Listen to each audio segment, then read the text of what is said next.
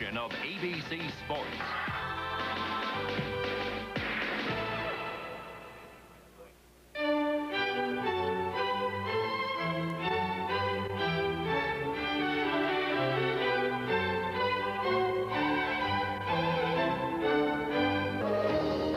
The Rose Bowl, a familiar stage.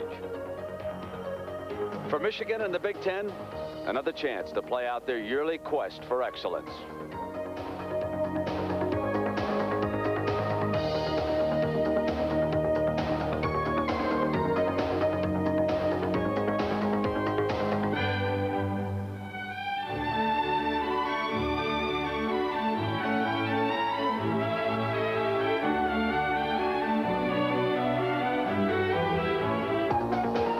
Washington, a third consecutive trip to the Rose Bowl. And hanging in the balance for the Huskies, a chance to etch their name into Rose Bowl history.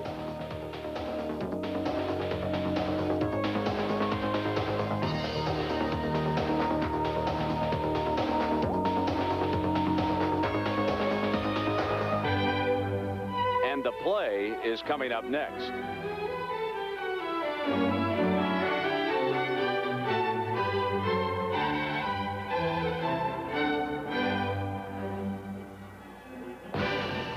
You are looking live at the Rose Bowl in Pasadena, California. Back in the early 60s, the Rose Bowl was the first college football game ever broadcast nationally in living color. And for thousands of youngsters who grew up playing the game in that era, this is where they dreamt of playing on New Year's Day. The Rose Bowl, football's original field of dreams.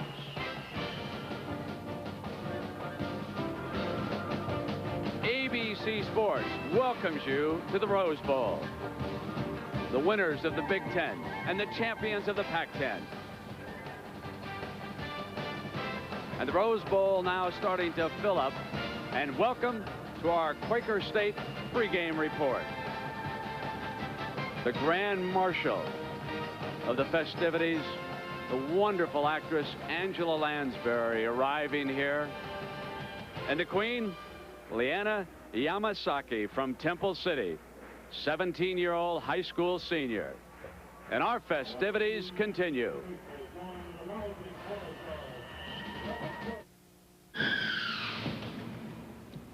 Pre-game report.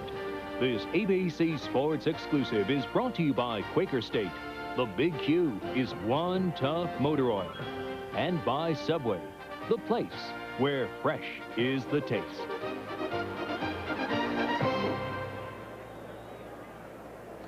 Welcome back to our Rose Bowl Quaker State pregame report. The University of Michigan band has been entertaining the crowd here, and very happy New Year to everybody along the way. I'm Brent Musburger, and as we ring in 1993, it strikes us that the number 3 is so big here today. Washington trying to win for the 3rd straight time. Right now it is time for our national anthem. So let's go down below and join the Michigan band.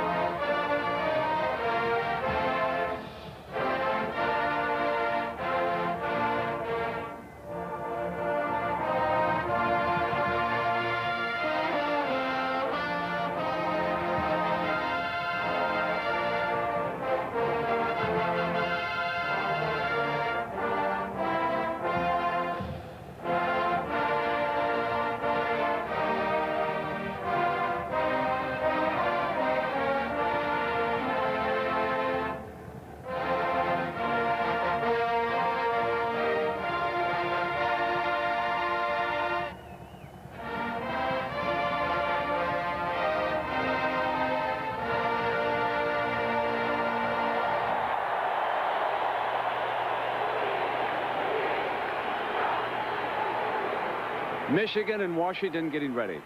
But despite the fact that Washington won their third straight Pac-10 title, it has not been smooth sailing for the Husky football program. Marianne Grabavoy has more on that story. New Year's Day 1992, just 365 days ago. For Don James and his Washington Huskies, it was the best of times. A 34-14 win over Michigan in the Rose Bowl, an unbeaten, untied season, their first ever college football national championship. It was a great accomplishment. It was one of the greatest football teams in the history of our league, and it was truly a team that achieved enough on the field with a lot of quality young people that they deserved everything they got. Although they'd end up sharing the national championship title with Miami, the Huskies had finally made their way to the promised land, powered by a sophomore quarterback sensation, Billy Joe Hobert, co-MVP of the Rose Bowl, a native son of Washington State. For Hobert, the future looked rosy. 20 years down the road, I might look back and say, God, this is probably the best day of my life. And the worst day may have come in early November '92, when it was revealed Hobert received a $50,000 loan that may violate NCAA rules. In a 3-month spree, Hobert spent the $50,000 on cars, guns, and wild weekends with friends. The loan was deemed improper because Hobert had no assets to guarantee its repayment other than his potential earnings as a pro football player. The university ruled him ineligible to play. Billy Joe Hobert wanted to play again for the Huskies and considered petitioning the NCAA for reinstatement. But just this week, Hobert was in his attorney's office in Seattle and signed the papers making him eligible for the '93 NFL Draft. Just 2 weeks after the university was shocked by the Billy Joe Hobert deal, a senior linebacker, Danaka Smith, was arrested and charged with several counts of delivery of a controlled substance, said to be cocaine. He's been released on $75,000 bail, and a trial date will be set in early January. Smith's attorney told me, and I quote, "The portrayal of Danaka Smith as a renegade athlete getting rich on drug-dealing money is absolutely false. And we look forward to presenting the complete truth about how he became involved with undercover Seattle police operatives." If the Hobert and Smith situations weren't enough of a shadow hanging over James and the Huskies, on December 9th, the Los Angeles Times published an investigative report on the Washington program. In it, former Huskies charged that boosters gave them cash and other illegal benefits during their playing days. All the players quoted in the article have been involved in failed lawsuits against the university. One of the poorest exhibitions of yellow journalism I've ever seen. Writers that had talked to dozens of players and dozens that called me and said, "Coach, they called, I've said positive things," and not one positive thing came out of the article. The LA Times responded to Don James's charge of yellow journalism by saying, quote, "Once again, the messenger has been mistaken for the message. The preponderance of evidence is such that there are clearly problems in the Washington program. Everyone in the article was named, all parties were contacted and given a chance to respond." The NCAA has not launched a formal probe into these latest allegations.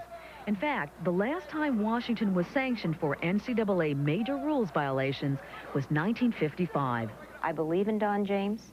I believe in his integrity and what he means to this program at the university, what he's done in the community, and his commitment to the student athlete. You are now in your 18th season as head coach. How important has it been to you personally to run a clean program? Well, I've always said if I ever get fired, I'd rather get fired for defeats. I don't ever want to get fired for violations. You know, I feel real comfortable with our staff, though. I feel like this will all come out. Meanwhile, an internal investigation is continuing at Washington. A news note in the Pac-10. ABC Sports has confirmed published reports in Southern California that Larry Smith and his coaching staff are out at USC. There are rumors, but these are just rumors, that John Robinson will be returning to the Trojans. But again, Larry Smith is out as head coach at USC after 6 years. And we'll continue with our Rose Bowl report in just a moment. Getting ready now against Washington, and let's go down to midfield for the ceremonial coin flip. Angela Lansbury is there along with referee Gene Wirtz. Washington, Captains Michigan. Mrs. Lansbury is going to flip the coin. It's open. That's a head, and that's a tail. Who's going to do the talking? Okay, call it while it's in the air, please. Tails. Calls a tail. And it is a tail. You'll defer. They defer. Michigan wins. Defer. They want the football. They want the football. They're going to be kicking it with goal. We'll kick this way. All right, swing around that way, please.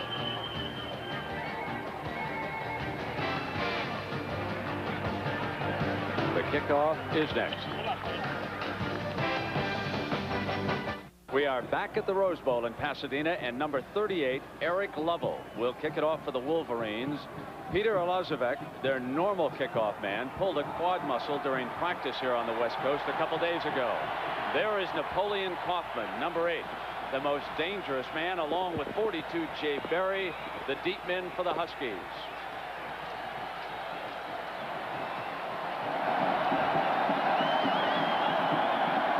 Underway in Pasadena.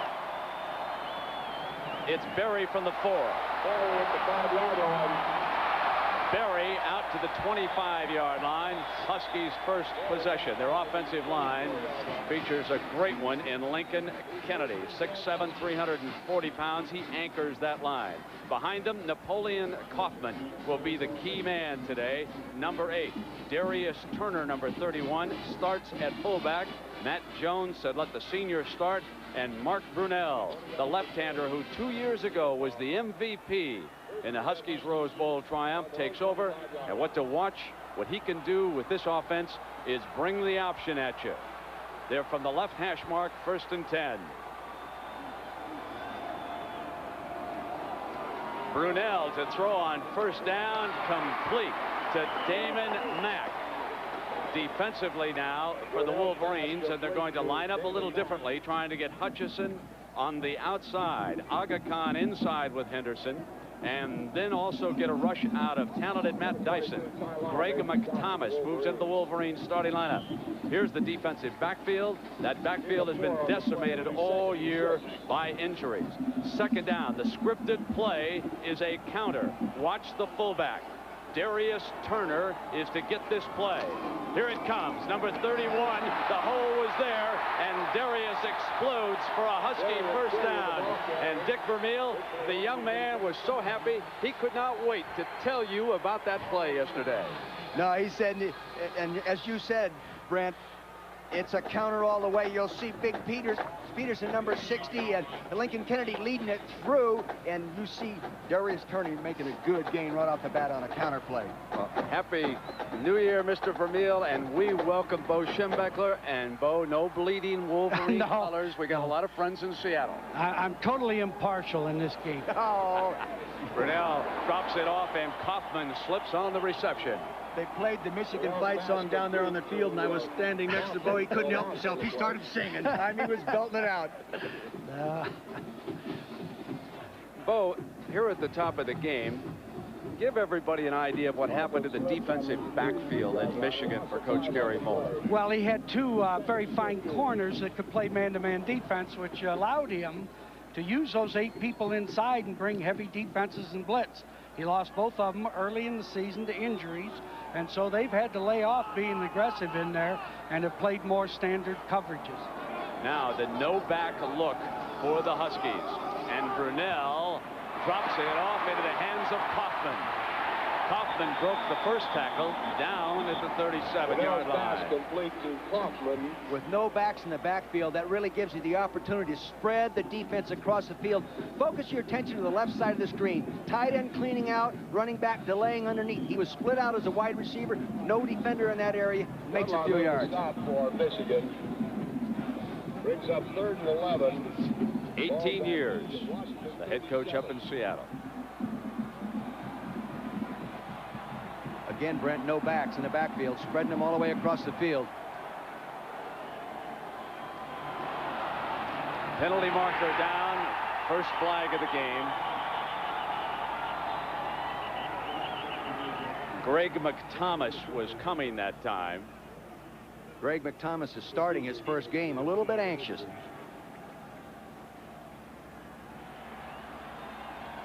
You'll see him here right to the bottom right-hand corner of your screen. Number 41, see him jump across there. Again, starting his first game, and it being a Rose Bowl game. Shante Peoples, number 3, strong safety blitz. Sack. So now it is 3rd down, and defensively, the Wolverines this year have been very good against 3rd down, giving up only 26%. Brent, they went for a period there of 26 3rd down situations in a row and did not allow the offensive team to convert. Brunell changes the play at the line. The option. This is Kaufman. Won't get the 1st down. Well stretched out, and Corwin Brown, the hitter in that secondary, pops him out of bounds. This is the #1 thing Gary Moeller, the head coach at Michigan, was concerned about: the option, the running of the quarterback. Tough to defense. He'll come down the line of scrimmage, option all the way. Pitch right there. Dudler makes him flip it out there. Now you're flipping it to a guy that can fly, doesn't get the block he needs outside, doesn't get the 1st down. John Wardell punting for the Huskies. Derek Alexander deep for the Wolverines.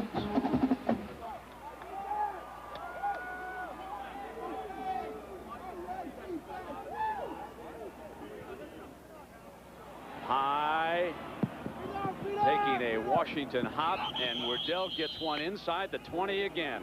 For the 22nd time this year, Verdell gets one inside the 20-yard line. That'll bring a smile to a coach's face anytime. Now, offensively for Michigan, Jenkins, only a freshman.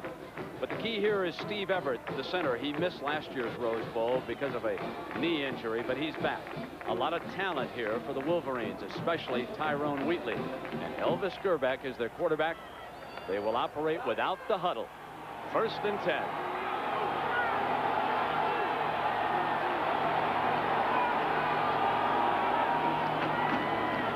Wheatley smacked at the line of scrimmage.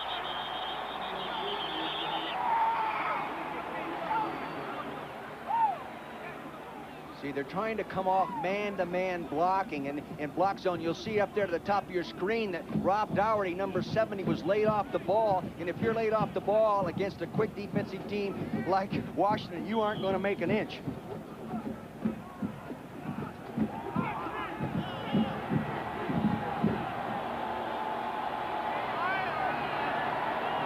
Gerback pointing to his slot man as Wheatley trots in motion.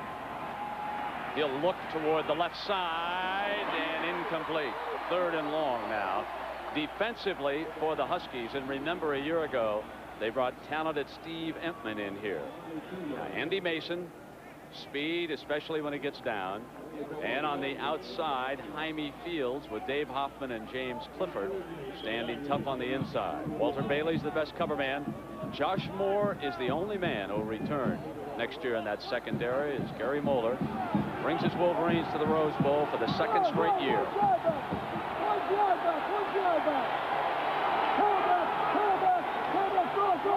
The draw play with Wheatley. 1st down, and Wheatley to the 45-yard line with Parkour hanging on. That was a draw trap play. Good trap like by the offensive right guard, Joe Kokosi. You'll see it right here. Now follow him as he traps across. They show pass protection.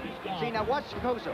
Here he goes across there. He kicks out. There it is. There's that nice lane up inside. Everybody else playing defense, and he gets the good game. 23 yards for the talented sophomore.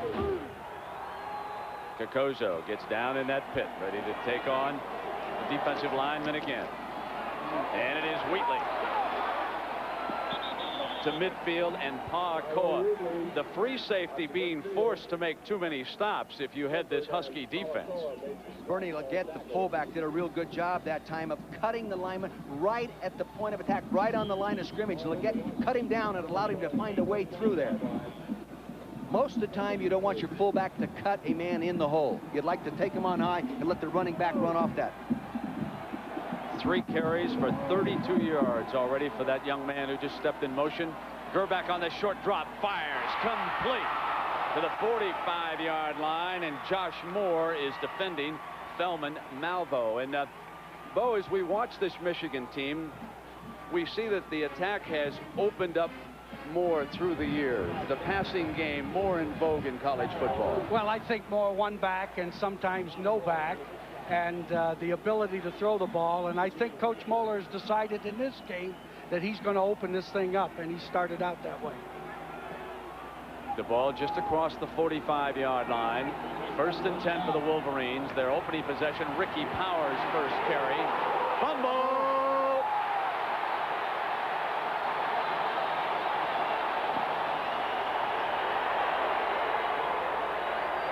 Waiting for the official signal. Bernie Leggett getting up from the bottom of that pile, and he appears to have saved the moment for the Wolverines.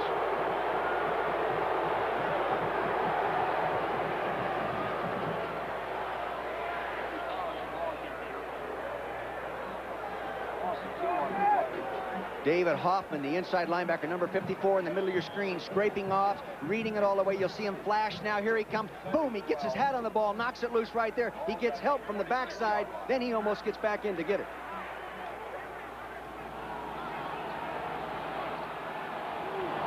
Now 2nd and long. Straight ahead, and penalty flags come flying as DeMarco Farr appeared to be offside.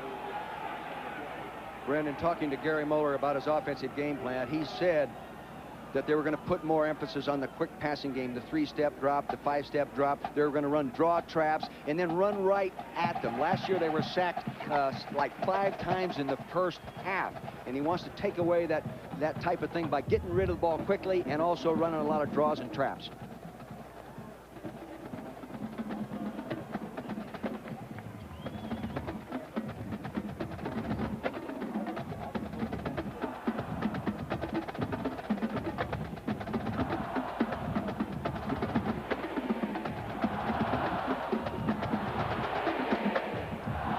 Mercury Hayes, the speedy young wide receiver, checks in for Michigan. And the offside penalty moving the ball to the 41-yard line.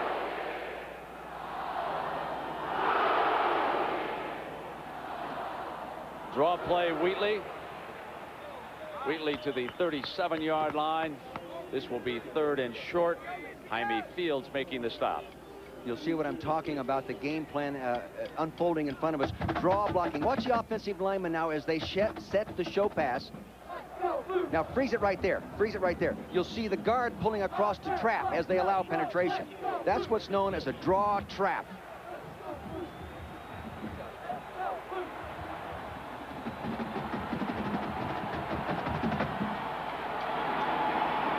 Smith in motion. Gerbeck. Pocket holds up. He's got Smith for the first down. Smith is out of bounds inside the Washington 30-yard line. You see, they catch him in a man-to-man coverage, and you notice number 2, Walter Smith, went in motion one way, then ricocheted and came back, see? And the coverage people could not stay up with him as he went one direction and wheeled around and came back across the formation. Bit of a different start for Gary Moeller and the Wolverines in this game. A year ago, the Husky defense stormed all over Elvis Gerbeck early, but not today. 1st and 10. Leggett to the 25-yard line.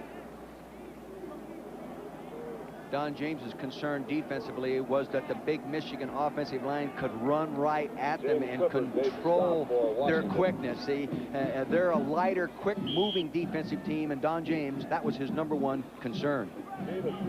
Here's what I'm talking about. See, they move quick, but to these big guys, see, they get knocked them off, turn their shoulders, and if you can't keep those shoulders squares, you're going to allow a crack up inside. Not a big crack, but they got through it. Look at how big these people are. Gerbeck sets the screen. Alexander in the middle. And coming from behind was Steve Hoffman. The young nose man picked it up immediately and hustled back. Boy, the guy that made the great play on that was DeMarco Farr, the defensive lineman. He's sitting inside here. Now, yes, it is a screen downfield. It's thrown behind the line of scrimmage so lineman can go. But DeMarco Farr reads it, and he moves down the line of scrimmage. He doesn't make the tackle, but he makes him jump. He can't get going again. Then the defense ricochets back there and makes the play. Good play by DeMarco Farr. There's big DeMarco Farr. He might be the quickest defensive lineman I saw this year. Not a great big guy, but very quick.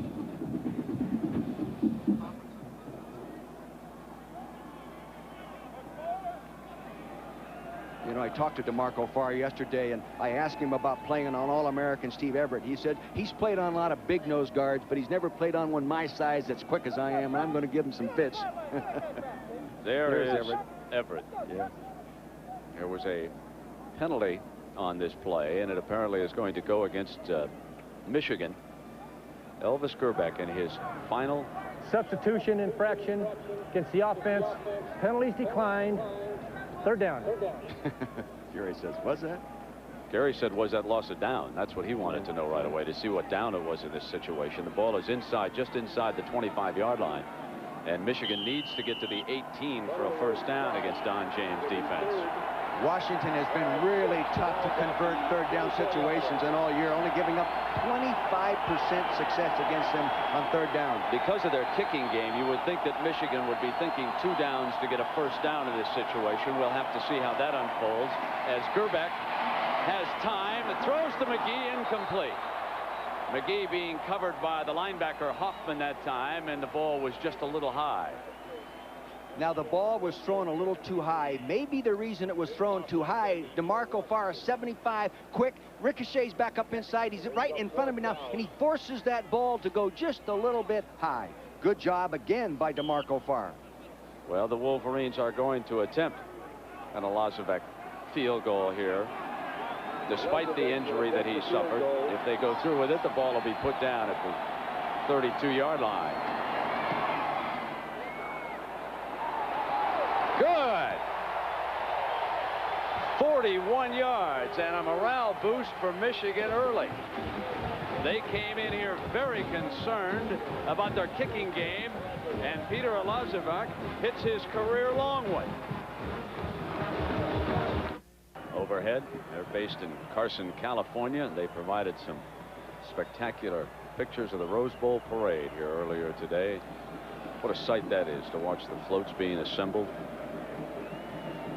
So now Lovell will kick it off.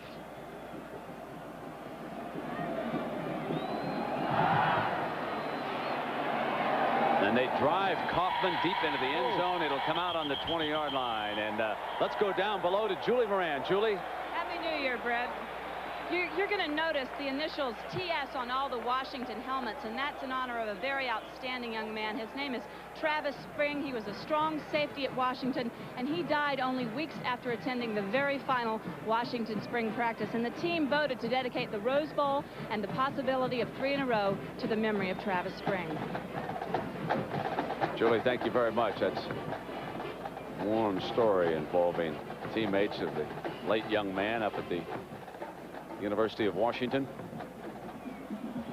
What they want to dedicate to his memory more than anything else is a 3rd straight Rose Bowl triumph. They trail it by a field goal. Brunell hands, and Kaufman is pounded by McThomas. Bo Schembechler, let me ask you about this young man, Greg McThomas, whom we just saw. His role here today. Well, he started out as a fullback. They moved him to outside linebacker in spring practice. He was hurt early in the season, missed the first 4 or 5 weeks. When he came back, they moved him inside. This is his first opportunity to play considerably inside. Well, he flashed that. He saw the gap that time, and he just right. ran through. 2nd and 10. Here's the toss to Kaufman. Daylight, and he made the most of it. Ty Law gets him out of bounds.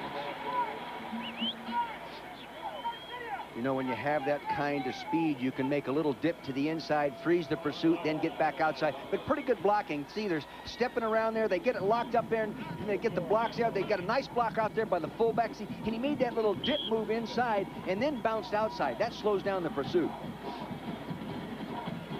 Here's Napoleon Kaufman. Boy, can he fly. He averaged 34 yards a touchdown run in high school. Turner is the fullback for the Huskies.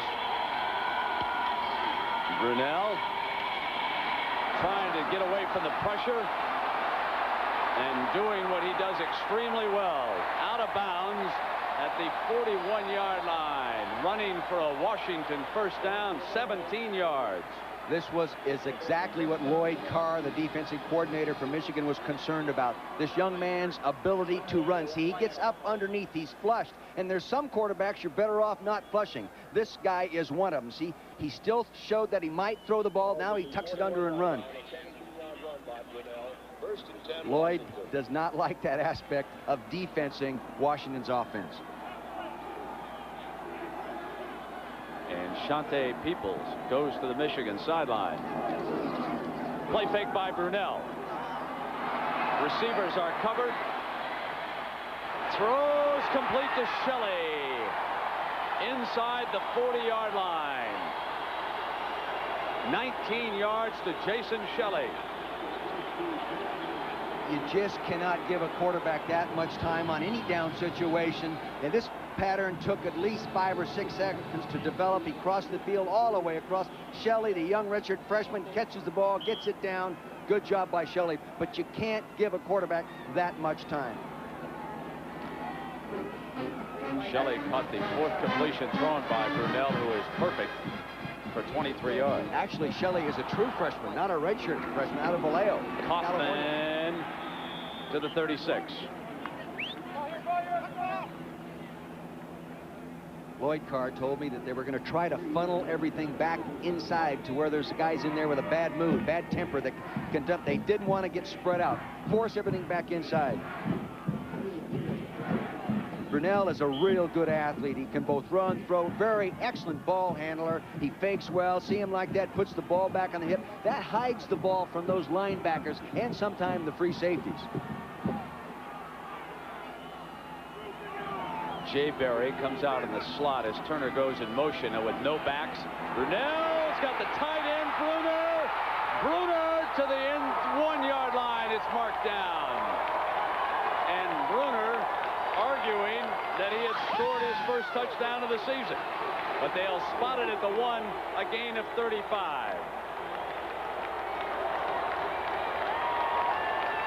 You'll see there's no back in the backfield. Darius Turner went motion to the right side of your screen. He spread the corner wide. They hit the seam down inside that zone defense with the tight end.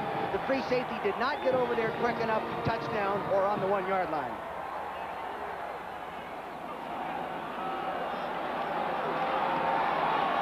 Now Jones and Turner give Kaufman an extra blocker. As Jones leads the way, Kaufman stops.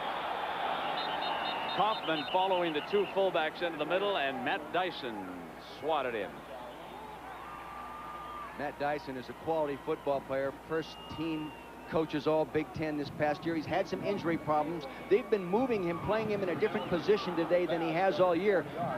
Part of that game plan to funnel people back inside. Dyson on one side and Hutchinson on the other side. Push him back inside. Brunell gives you an option look down here if you want it also. Straight hand to Kaufman up over the top. Piles into the heart of that defense.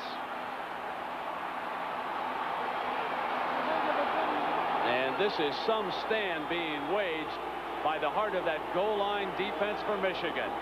The defensive line is doing a real good job of getting the offensive linemen down and allowing the linebackers to come back up over the top. I thought he scored from up here. Maybe he didn't, but it looked like it from back up here. We have a pretty good seat. See, they're pushing back up inside there. I don't know. I don't know. Close.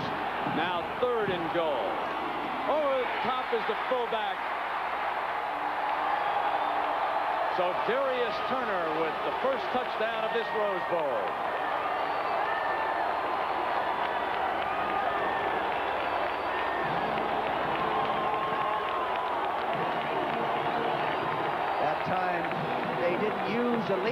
The lead back carried the ball rather than being the blocker and the tailback carry the ball. They give it to the first man through. All they needed was 6 inches. He got it. Eric Bjornsson, the wide receiver and a converted quarterback, will hold for Travis Hansen, who is from Spokane, Washington. Hansen makes it a 7-3 Washington lead.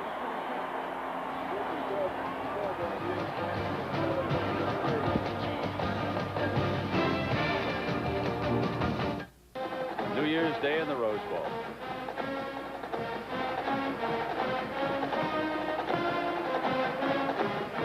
trying for their third straight, something no team has accomplished. Moeller trying to win his first. And all is right with the world when you hear the Michigan band. Brent, you saw the running back coach for Washington there in that last shot, Al Levan. He's coaching the Rose Bowl, but you know, he's coaching a few Super Bowls for the Dallas Cowboys. There he is right there. He was with Tom Landry all through those good years. Excellent football coach. Returners for Michigan are number 6, Tyrone Wheatley, number 9, Mercury Hayes.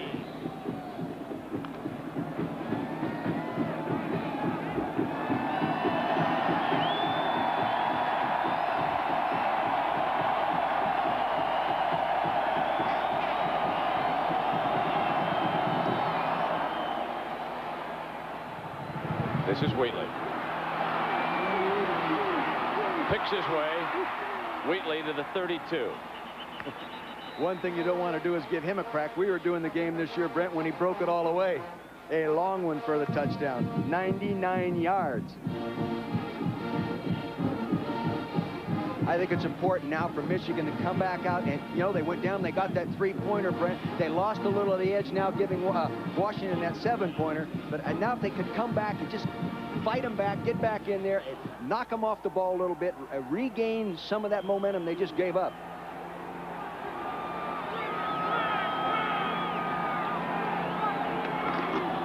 This is Wheatley to the 33 for a couple of yards, and a reminder that tonight the Sugar Bowl in New Orleans, Miami, Alabama, 8:30 right after our Rose Bowl. They'll square off for the national championship, and here Gary Moeller and the Wolverines are trying to win a Rose Bowl title for the Big Ten, which is having a tough season. Buckeyes beaten by Georgia earlier in the Citrus. Here Gerbeck on a short drop throws high to Wheatley, and Gerbeck has thrown a couple of balls high. Bo Schembechler, anything you've noticed with his throwing delivery? Well, you know, when you throw that ball laterally that far, that's a very difficult pass to throw, and he's just a little bit off target. Plus, if he threw it lower, Bo, I think Tommy Smith would have picked it up. He was coming right, see right there? He had to get it up there a little bit high.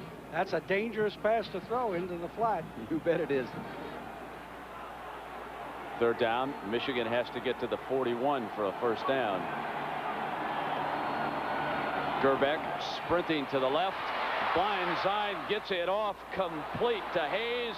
Hayes to the 44-yard line and a first down. See, Gary Moeller did a real good job right here just calling that play. They've had problems in pass protection. Now they take him and bring him outside. Now if they want to rush up inside there, hey, the quarterback's not there. He's outside the pocket. He can buy some time. Now at the bottom of your screen, you'll see Mercury Hayes. Now watch him work back to the ball. See him right here? Andy, good job, execution. Ed Davis checks in as the tailback, and Wheatley is out. This is Davis behind Leggett, and Davis finds a crack and battles his way across midfield to the Washington 49-yard line. Good looking run, Dick.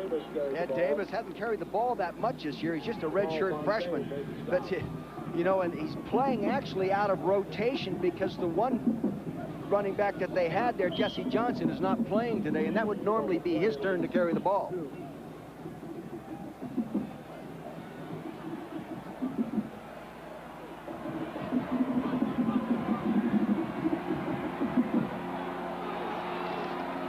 Powers blocking for Gerbeck. Gerbeck goes to Alexander, and he overthrows him. You know, sometimes a quarterback who's got the good strength, good arm, he's got that long body, good leverage, and he's a little pumped up, a little adrenaline flowing there, a little bit more than anybody else. You know, if you're a linebacker, you can use that adrenaline to an advantage. As a quarterback, it can hurt your accuracy. Well, here comes 3rd and 3 for the Wolverines, trailing Washington 7-3. 2:14 to go, opening quarter.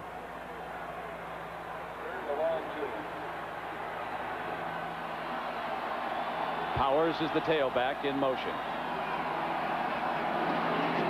Gerbeck off a fake to Leggett's got the middle open. He's got McGee. Touchdown, Michigan.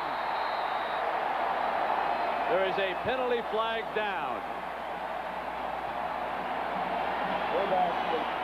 Hold on, there's a penalty flag. Defense offside. Defense offside. Set. You'll see what they did here. They ran the back out of the backfield. Now watch the back here. Here he is coming out in motion. You'll see the defensive wide. He hits the seam with a tight end on play action. Excellent call. They're playing run all the way. There goes the tight end. No safety in the hole. Shane Powell go everybody up inside. No safety at all. Touchdown. Excellent call. Excellent design, Bo. Excellent design. That was a great play. You overcommit that defense, and they decide to do something like that, you can really be burned with a big play. Well, that's the one negative of the 8-man front. You know, you don't have 4 guys back there. You only have 3. Well, they were all right till he went in motion. And then they got a little confused. So Tony McGee with 33 catches on the season and 5 touchdowns for the Wolverines. And Peter Alazavec, who has kicked his longest field goal of the season to start the Michigan, scoring on the day. Now attempting to add point number 10. And the Wolverines lead it 10-7.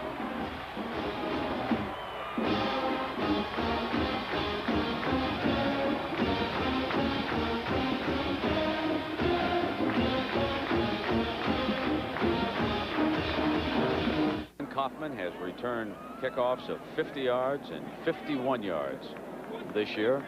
Last time Michigan did not give him a chance as they drove it deep in the end zone.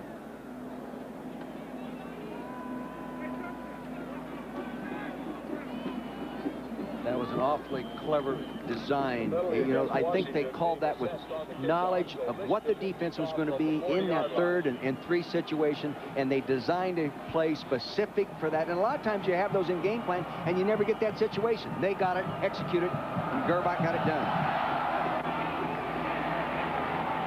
This is Berry from the 3. Ray Berry, the ball carrier. Berry to the 25-yard line. Berry back out as we said at the beginning, line, where Washington takes the play is the thing. Here you'll see now, if I can quickly explain, you'll see the running back coming out in motion. They were man-to-man here. He switched, got out here. The linebacker was supposed to pick him up. He didn't do it. Clifford didn't pick him up. See, he read run. Watch 53 right in the middle of your screen. See, he reads run. He doesn't take him. Right here, you see he's playing run. No one covered him. The other safety with the 3 deep was locked up on the other tight end. Touchdown. A career-long reception. 49 yards for McGee. And a first down handoff to Kaufman. Slides through that opening to the 29-yard line. Every time we've seen him play, Brent, he has played very, very good football. When you average 6.5 yards a carry through the year and 5.9 for your career, you're doing something pretty good. We have an injured offensive lineman down. Appears to be Peterson. Peterson's the youngest of 7 children. Born in Greenock, Scotland. Long ways from home right now.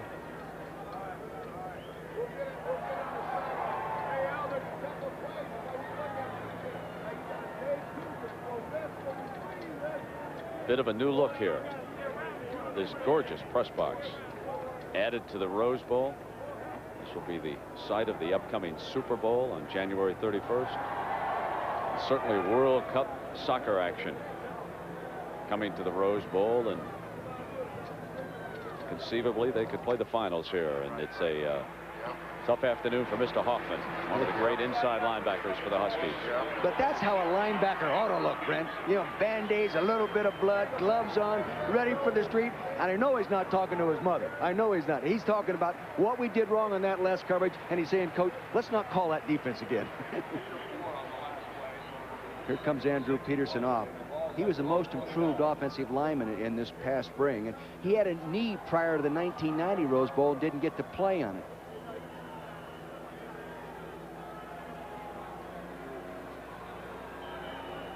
So now it'll be second down for Washington, about 2nd and 5. And Brunell off a play fake under pressure, steps away from Stanley. And he'll throw this one away. He got away from the charge by Stanley. There is a penalty flag down at the 30-yard line.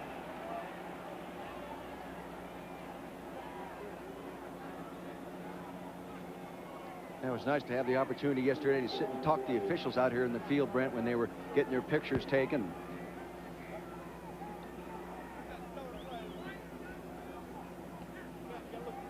A wiggle receiver downfield.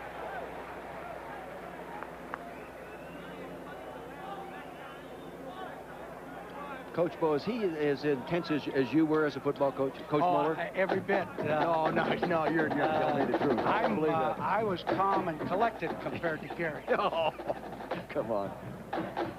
You got to compliment him on the design of that last 3rd and 3 play, though. That was well-conceived offensive football play. Schembechler, I used to trust everything you did. I believed every word you said. When I was a young coach, I'd go to your clinics and listen to you speak as an older coach in the football. You know.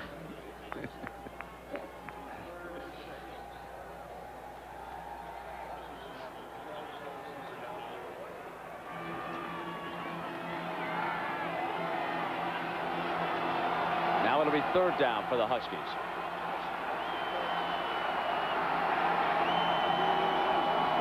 They're coming after him. Brunell steps away from Dyson. Peoples behind him, and he is pushed out of bounds near the 1st down marker. Let's see where they spot this one on that far side. Mobility at the quarterback position. When you have a quarterback that can make you miss back there, Dyson had him, number 91, had him back there, didn't come under control.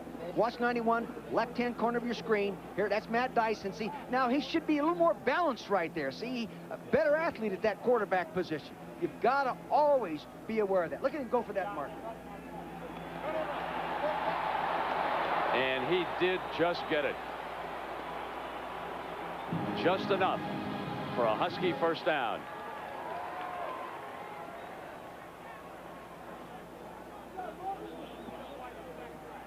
You know, this guy's got all the tools as a quarterback, Brent. You know, we were talking about his ability to throw, his ability to run the option, his ability to scramble. He was a 3.9. That's 1B grade in high school in 4 years.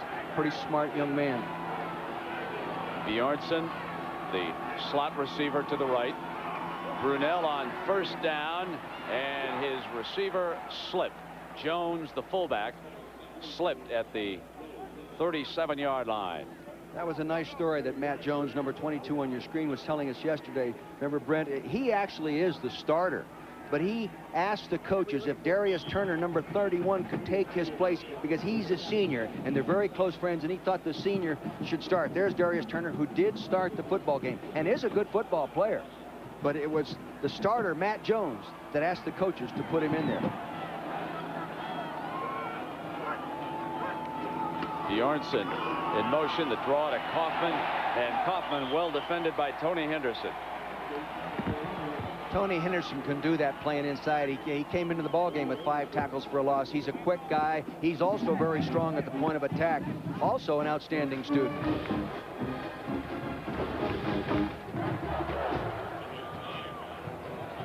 I think they ought to, you know, in those rundowns, they ought to get back into that option, because I know that Michigan is really concerned about it.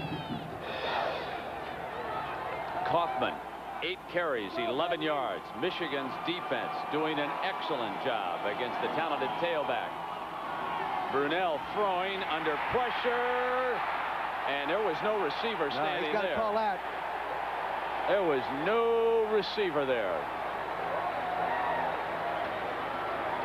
He has to call it. There was nobody, as you said, there.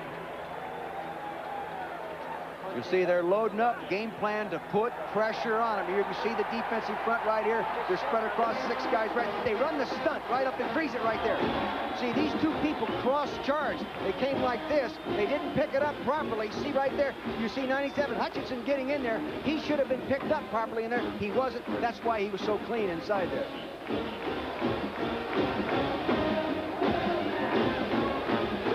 Boy, that's a big penalty, because in the exchange here now, you know, good field position after this punt, even if you don't get a punt return. That one moves the ball back inside the 20. The down marker flips to 4th And the Huskies will use Verdell with Alexander set to give the Wolverines what they hope will be excellent field position. He hangs it high. One hands it, a fumble. Huskies recover at the 49, and a penalty flag is down. Yeah, they interfered with his right to catch a football. They didn't give him that few feet that they're supposed to give him right there. They hooked his arm.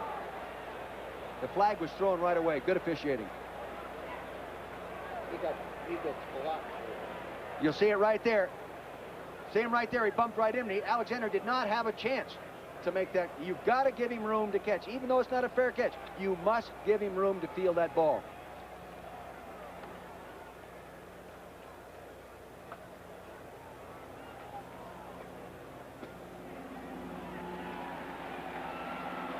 Here's one more look at that same play. Derek Alexander, good concentration, reaching to take the ball. And that's 22, Matt Jones. Now, they might say that Matt Jones was blocked into him. Let's see what they rule. The Michigan player was running Jones into the receiver. Now, an official might miss that, okay? That would be easy to do if you're looking at the purple jersey.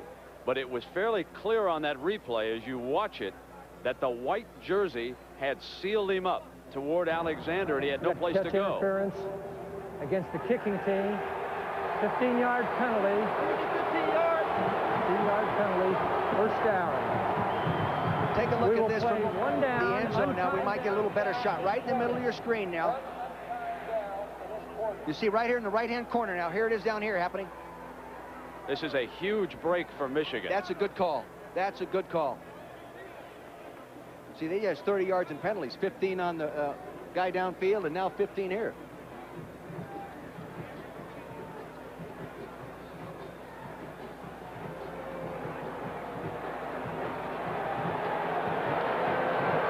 Dick, I have to disagree. I don't think Jones had any place to go on the play, to tell you the truth. Yeah, I thought it was one of those accidental things. Yeah, you still have to give him room, and if he was actually blocked into him, I thought Alexander's judgment was atrocious. No. When he came up on that ball. Bo Schembechler, how'd you see it? I agree. I think Alexander should have got out of the way of the ball. However, I'm not sure that Smith was trying to block it. See, here it Smith is right here. Freeze here. it right there. Freeze it right there. Yeah, he should have pushed Smith out of the way. See, he's not trying to block or anybody. He's just trying to not clip him from behind. Yeah. Here he is.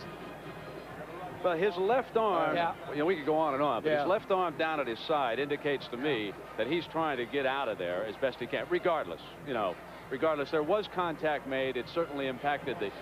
But the interesting thing that happens on it is that after the penalty, Michigan gets a first down. They get the ball. It's a huge turnaround in this Rose Bowl. The ball is now inside the 40, and it's Gerbach gonna go for it on first. He's got Alexander out of bounds.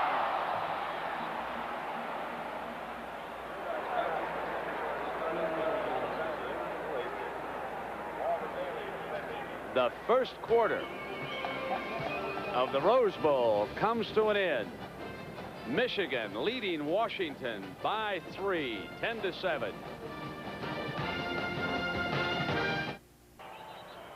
The Rose Bowl. Michigan leading 10-7 over Washington. The Huskies trying to win for the third straight time. That would be a first. Michigan has other ideas. Smith in motion. Wheatley. Nowhere. Tommy Smith came up from his rover position to take him on first.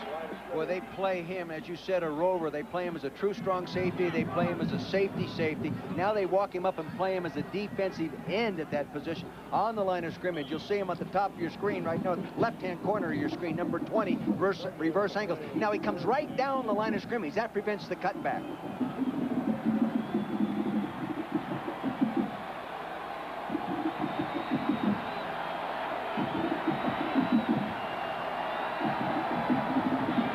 Smith pressing again at the line and then backs off. Gerbach gets time.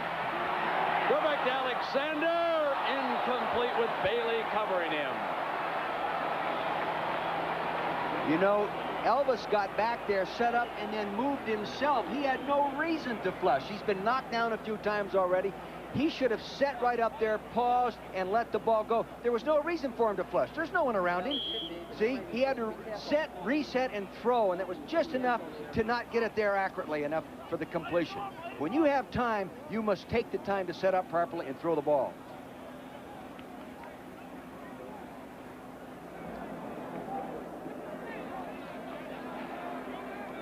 Boy, Coach Moeller sure not playing it close to the vest. 3rd and 10. He's going for the big one.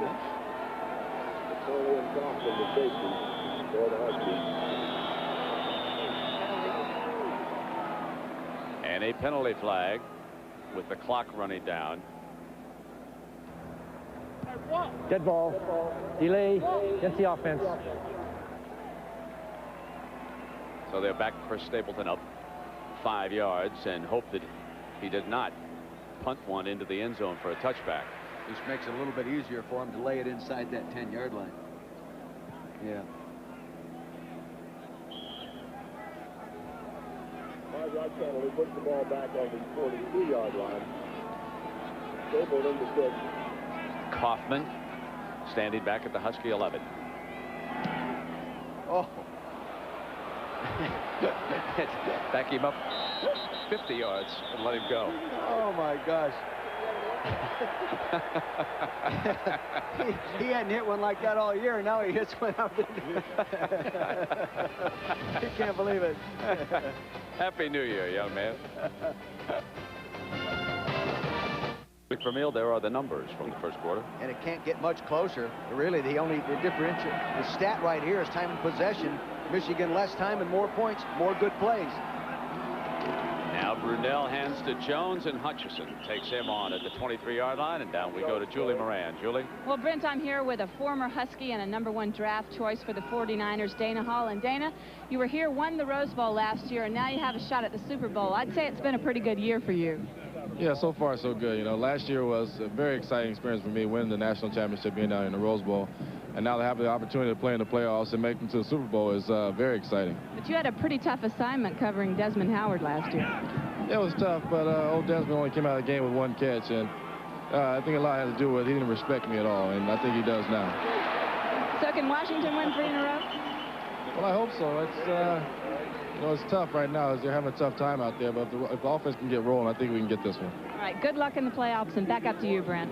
Yeah, thank you very much, Julie. That is certainly a badge of distinction for that defensive backfield of a year ago. They came in determined to shut down Desmond Howard. If you look at the game tapes from the coaching angle, they were yelling and pointing, and they dogged him all over the field in that Rose Bowl triumph of a year ago. But this is a more versatile Michigan attack this year. More weapons. Washington will have to play at its best now to come from behind again. Brunell's option. This is Jay Berry being tried at tailback, and you have got to be impressed with the way the Wolverine defense is hitting. Morrison has been in on a couple of plays. Maloney is out there, and Dyson. Dyson did an awfully nice job that time because he went down the line of scrimmage, forced the quarterback to pitch, and then broke and sprinted down the line of scrimmage as when it was in on the tackle. Nice job of playing defensive end. A year ago, Michigan punted 10 times. This year, it is Verdell and the Huskies who are being forced to repeatedly punt in this game. This is his 3rd already. That's a return type punt, real low if they can get over and get to it. Can't get to it. I think the coaches told Alexander to stay away from it when you had good field position. He was headed for the locker room, folks. That's a 38-yarder.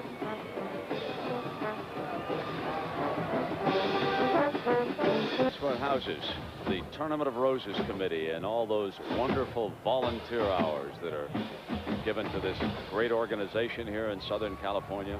Another 1 million spectators up early today to watch the grandest parade of them all, and the Michigan marching band was there. 1st and 10 now for the Wolverines. They lead it by a field goal. Wheatley and Hoffman took him on at the 44-yard line. Bo Schembechler, your observations about the 2 quarterbacks are Elvis Grbac and Mark Brunell. Well, I think in the case of Washington, Brunell is a tremendous threat outside the pocket. The more he scrambles, the more it's going to hurt Michigan. In the case of Gerbach, he is not a threat outside the pocket. He's got to stay in there if he's going to throw the ball.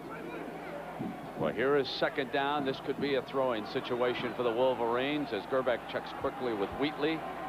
Leggett goes out. No backs. Short drop. Wants Wheatley, almost intercepted. Josh Moore had it in his hands. I think he was surprised. He was, you know. And Brent, you said short drop, which was true. He set short, but if you set short, you should unload the ball quickly, because if you don't, now watch right here. He'll go back and set short. If you don't get rid of the ball quickly, the rush gets to you. You can't throw it accurately. Sometimes you can't see either. See, they're coming after him. You've got to get rid of it just a little quicker. Almost intercepted. 3rd and 7. Tony McGee standing up as a tight end. Wheatley. Wheatley explodes. They won't catch him. Put it on the scoreboard.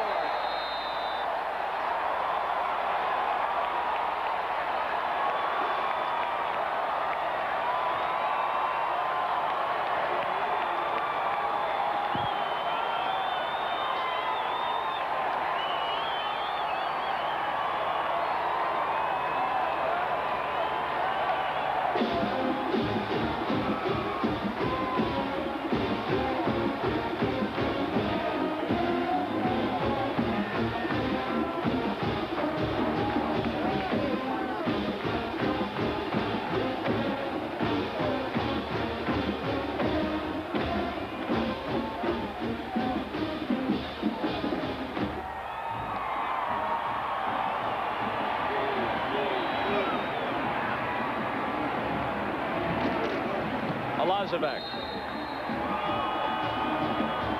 Talked early in the game about the draw trap. Here it is again. Now Skeen, the big offensive lineman right here, will pull and trap across. Now watch this as he pulls across. Excuse me, it was the other way around. Here it goes.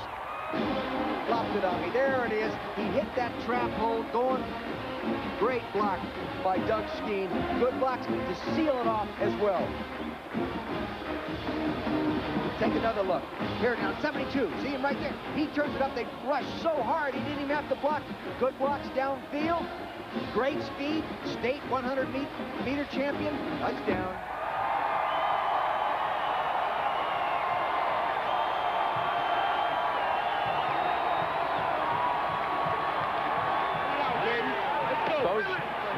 Bo Schembechler, I want you to tell our audience about the conversation you had this year with Tyrone Wheatley. Well, the backfield coach asked me to talk to him, and I merely asked him whether he wanted to be a track man playing football or a football player running track. And he told me he wanted to be a football player. I said, well, then you have to start to practice like one and play like one, because he hadn't done it up until then. He looked like a football player on that run, didn't he, folks? Now, here's another football player. Kaufman needs to respond. Out to the 25. And a reminder that we've got more football coming your way tomorrow. The NFL playoffs will begin right here on ABC. At noon, doubleheader action in game 1. Frank Gifford, Al Michaels, Dan Dierdorf. They'll have Washington and Minnesota. And meanwhile, Dick, you and I'll pack up after the Rose Bowl, go down to San Diego. It'll be the Chargers, a wonderful story, against the Kansas City Chiefs. A doubleheader coming your way tomorrow on ABC. And the blimp, the Goodyear blimp, will just come right down the coast with us. We look forward to those pictures of San Diego. Now, 1st and 10. Turner, and it is a swarming Michigan defense, up by 10, led by Greg McThomas doing the job. Real good down line play there too, Brent, by Buster Stanley, number 60. He held his point right there on that counter play. They tried to double him. He held his point.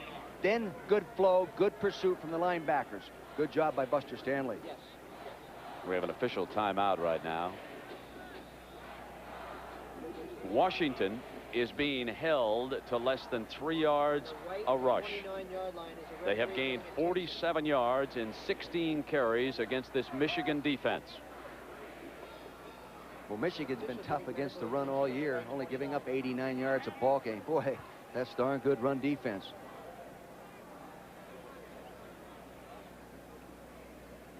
they're almost impossible to get outside of with the basic normal type play, the eye toss, the sweep. It's tough. We have got an official injured down here on the sideline. That's the umpire, John Bradley. And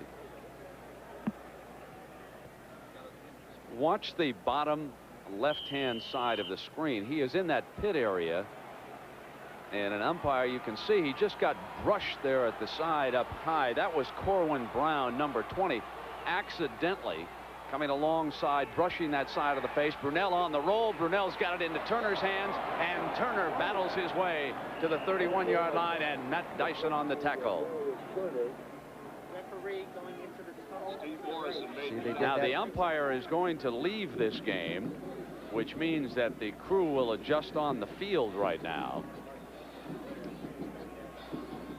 On the play, the ball's at the 32-yard line, where it'll be third. So one of the linesmen will come in and operate for the time being as the umpire. Now the umpire, you can see he moves right in behind the linebackers there on the inside. That's the linesman who for the time being will be the umpire. Now on third down, short drop, Brunell fires, and a diving reception by Joe Fraley. And he's injured on the catch.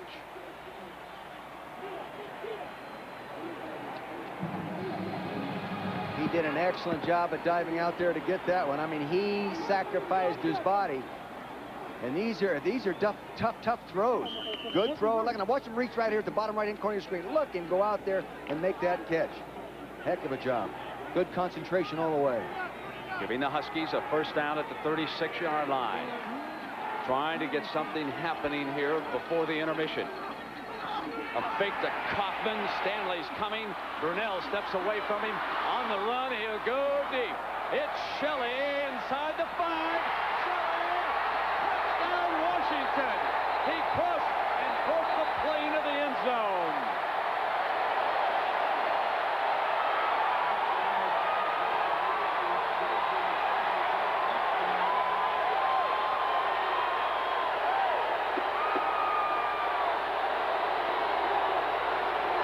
Brown, the free safety, number 20, you'll see on your screen here, was right where he ought to be. You'll see him come in, and he just misjudges it. Look at him, he's looking at the ball all the way. Now he goes for it, he should go for it at its highest point right there, but he didn't get there quite quick enough. Excellent job by Shelley.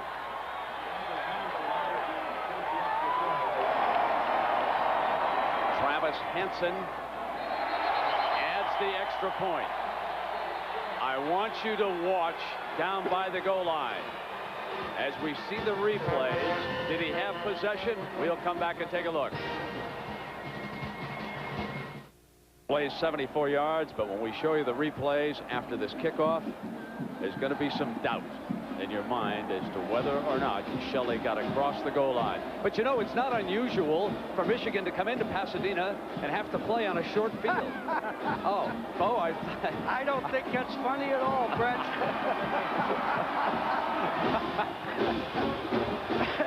Of course,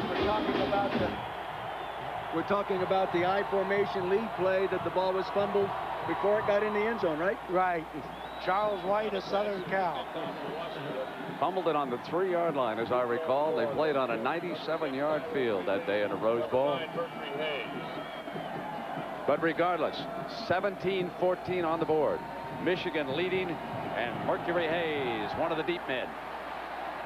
Hayes back in the end zone, and he will wisely kneel down. Wheatley had to run in and quickly say, take a knee. Don't try to come out. So credit young Wheatley with telling Hayes to get down. Now, let's take a look. And did he get across the plane of the goal, Dick? Well, he definitely had possession of the football right here. Now you'll see, watch the lines right, freeze it right there. You can see the line is here. Now the ball is out right here. The judgment has to be made by the line judges, the side judges there, whether he had the ball and broke the plane. It's really questionable. It could be Michigan's ball going the other way. Well, Law pounced on the ball, and if he didn't break the plane, it should have been a touchback. Michigan ball right here. But the Huskies get a badly needed touchdown. And now Gerback off that short drop fires to his tight end, who was pounded at the 25-yard line. McGee hit by Fields. See, they came up that time with 2 tight ends and 2 flankers, and I think they're going check with me to what they think is the weakness of the defense. We have a man down. That is Walter Bailey. He is their best cover man.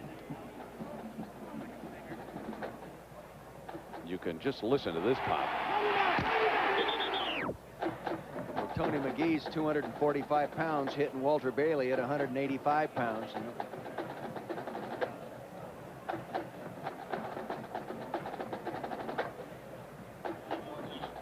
Walter Bailey's from Portland, Oregon. Went to Benson Tech High School up there. State champion long jumper. Right now he's down on the turf. Considered one of the finest corners to ever play at the University of Washington, talking to Coach Jim Lambright. Had a nice visit with him yesterday, and he was really fired up about playing this football game because he really anticipates playing on Sunday afternoons in the NFL from here on out. Reggie Reeser comes off the Washington bench. Number 5 will replace Bailey for the time being. And the young man will have a huge responsibility. We have seen Reeser play in a couple of other games, so he is experienced. He hasn't started, but he has gone in and played. He's up in a bump and run look here against Malvo on 2nd down. Now Reeser backs away. Gerback looks the other way and gets it into Wheatley's hands. Wheatley breaks a couple of tackles before they finally swarm him down at the 26. You know, he does show some shake and break, not like a track man would be playing football, more like a football man that can run as fast as track people. You see him shake and make a miss there? If you had Bo Schembechler tell you were a football player, you wouldn't be a track man either. No, I don't think he'd give you much of a choice. Now you watch 91 to the left side of your screen. Hoffman come down the line of scrimmage. You'll see him appear from the right side of your screen. Now watch him. He shakes. He makes him miss. He comes back. Here comes Hoffman. He makes him miss. Wheatley's in motion. Gerback with plenty of time, and a diving reception by Alexander at the 32-yard line. A tremendous job by Alexander, covered by the coverage. Pattern doesn't develop right away. He keeps working back to the quarterback until the ball gets here. Excellent job by Alexander. Giving Moeller and the Wolverines a fresh set of downs. You'll see what I mean right here. He's rolling out. He's rolling out. See now watch to the left side of your screen. See him working back to the quarterback. You can read his numbers right there. Excellent job. Good coaching.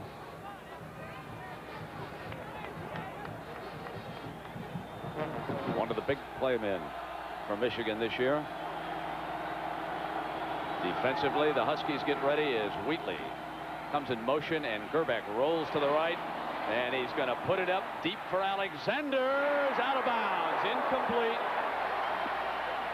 It'll be 2nd and 10. Moore covering him. They're really going up. That was a double move. They went out, pushed the defender up, made a little out move, then starts down going deep. You'll see the ball just thrown over the outside shoulder. Let's see if he gets the foot down. He gets it down on the line. Good call by the officials. 2nd and 10 for Wolverine. There's Josh Moore, just a sophomore from Torrance, California. Most improved defensive back in the spring, demonstrating why he won that award by being in good coverage position on that play.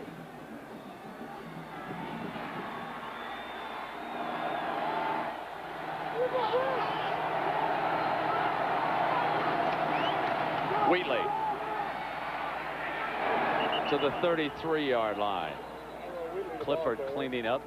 Hardcore up fast from his safety position. Clifford, also a minor league baseball player with Seattle, and not quite sure what he wants to do. He'll get a look by the NFL. He's a very solid blocker. I should say he sheds blocks very well to make the tackle. That is the key point that the Washington coaches have always made about Clifford.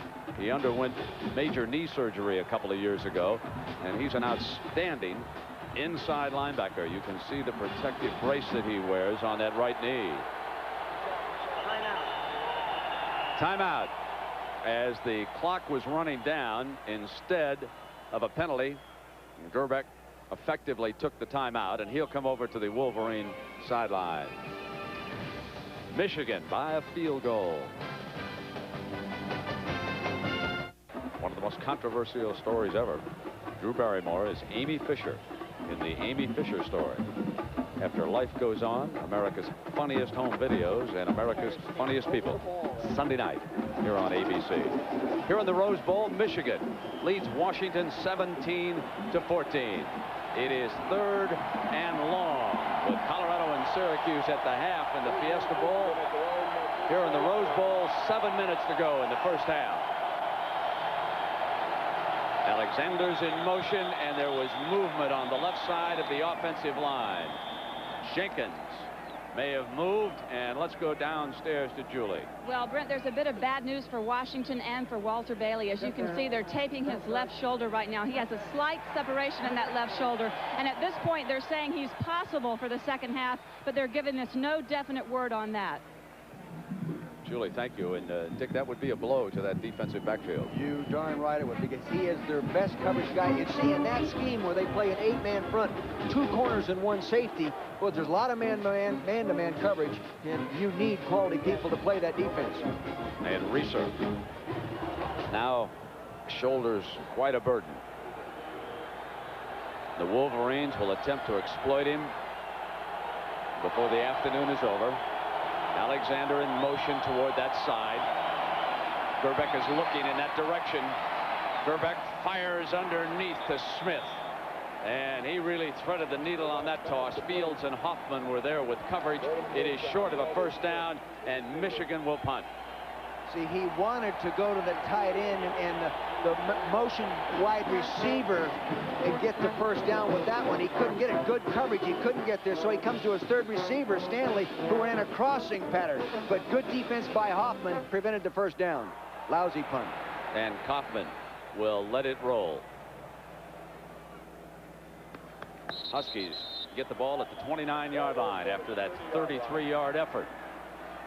So when the young man should drop the short one inside the 10, he booms it out of the Rose Bowl. And when you need that strong leg, it's no wonder you guys get prematurely gray as coaches. So what else is new? They'll do it to you every time. Well, umpire John Bradley has received a couple of stitches down below and checks back into the game. This crew is from the Western Athletic Conference. They're tough guys. They've been up to Laramie and Fort Collins. They know how to handle things down here. Of course, Bo, he was always an officials guy. Huskies 1st and 10 from their own 30. 1st and 10 now for the Huskies. Down by a field goal. Here's the fullback, Turner, to the 31-yard line. Dick, Michigan's defense is doing an outstanding job against the run here in this half. They've done an outstanding job against the run all year, but I came in thinking, well, maybe because, you know, there haven't been many great running teams in the Big Ten this year, that would distort their defensive stats. But, hey, they are sound on defense, against that run especially. 17 carries, 49 yards.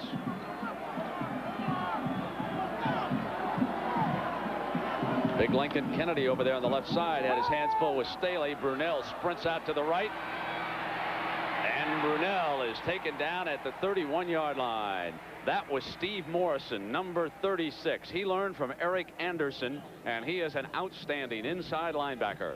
See, the thing he did that time, Brent, is he came to balance, meaning he kept his feet apart, he bent his knees, and he went and made the proper tackle. You know, when you do that, it's tough for that offensive player to make you miss.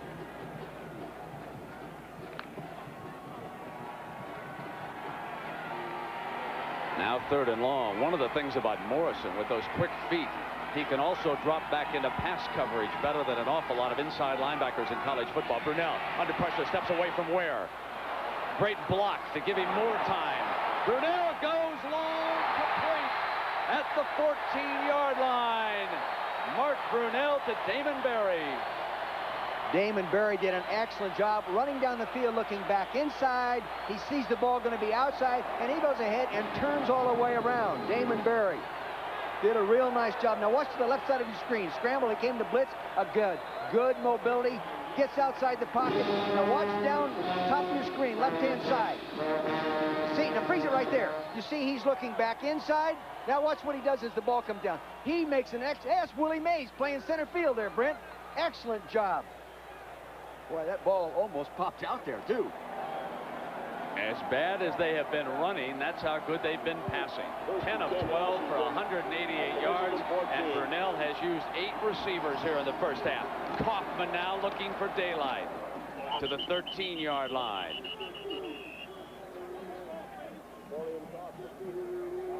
You'd almost get the feeling, if you're a Husky fan, that you'd be better off throwing on first down, wouldn't you?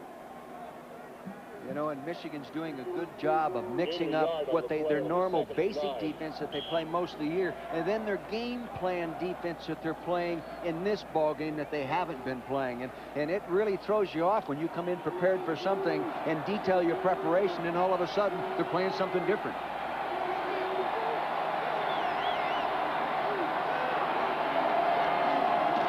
Option. Brunel. Trying to outrun Morrison, fumble, out of bounds, Washington ball. But Morrison made a big play against Brunel.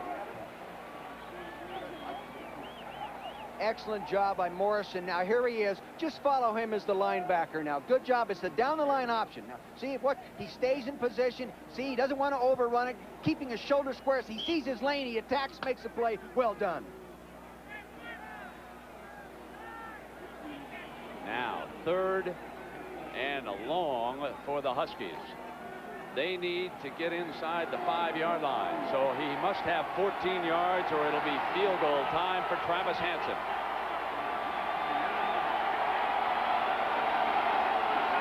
Brunel straight back. Throws. Touchdown, Brunel.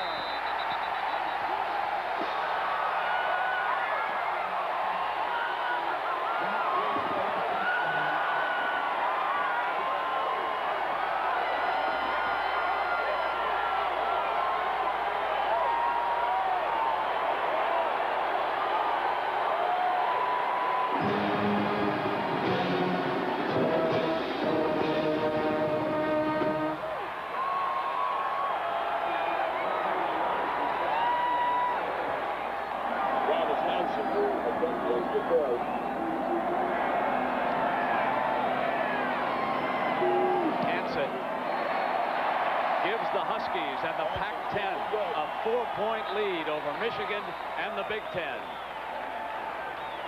Lloyd Carr came with a blitz, had man-to-man coverage. Mark Bruner goes to the corner, number 85. First career touchdown reception. Here it is in the Rose Bowl. Hutchinson gets some pressure on him, but you'll see him down the bottom end corner of your screen, right there, throwing right where he had to throw it, right outside, away from Pat Maloney, the inside defender. Excellent job.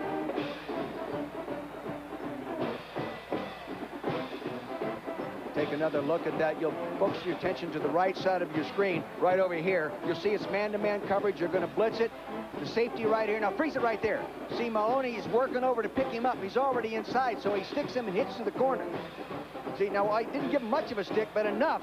See, and the ball is thrown properly. Grabs him by the jersey. Excellent job. Safety's not used to being in man-to-man coverage.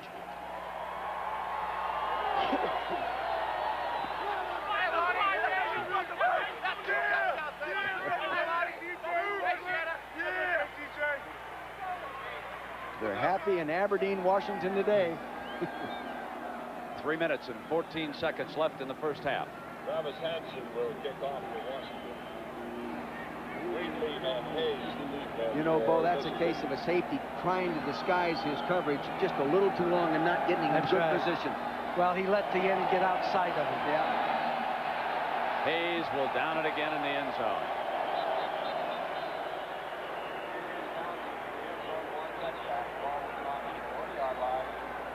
Well, coming up at halftime, we'll hear from the University of Michigan band and the Husky marching band. And we'll also listen in to what Dick Vermeil and Bo Schembechler have to say about the Sugar Bowl. And Keith Jackson and Bob Greasy will have a report. And then we'll get a little coaching memory from Dick and Bo, some of the things they remember from this great spectacle here in Pasadena. That was Coach Lloyd Carr, the defensive coordinator. He was your coordinator too, wasn't he, Bo? Yes, he was. He's a great coach.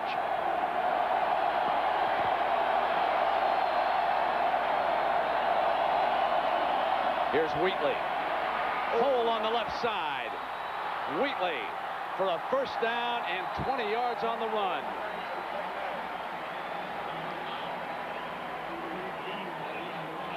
Good counteraction, good offensive line play this time by the two big offensive linemen. You'll see they're pulling from the right side of your screen. They get the kick out, they get the lead up through. You see big number 70 there working his way up through there. That's Rob Dougherty. That gives that guy room. You give him room, boy, you have problems. Already 120 yards rushing on 10 carries for Wheatley. Mason was coming. Alexander can't get the handle, but credit the pass rush that time. Yeah, had that blitz coming. Old Andy Mason, number 13, coming. He had pressure all the way. They were trying to run that wide receiver screen, saying they couldn't. There's Fields getting it off, getting it to him. And you want to get those people upfield on those kind of plays if you can, but you don't want to get the quarterback killed either.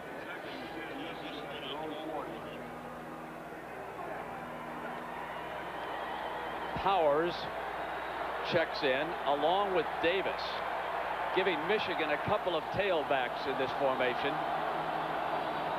And it's Davis from that fullback look, and it did not fool Hoffman. Hoffman was ready, and he took him down at the 42-yard line. You know, that's the same type of play, the draw trap that they've broken twice, one for the long run. This time, Mr. Hoffman is keying it all the way. Now watch the trap blocking. See the offensive lineman. They show pass. They come across trap. He's frozen on it right now. There he is. He's waiting for him to get there. Good job by Hoffman. So you got it twice, but you're not going to get it 3 times. 2 minutes and 22 seconds left here in the first half.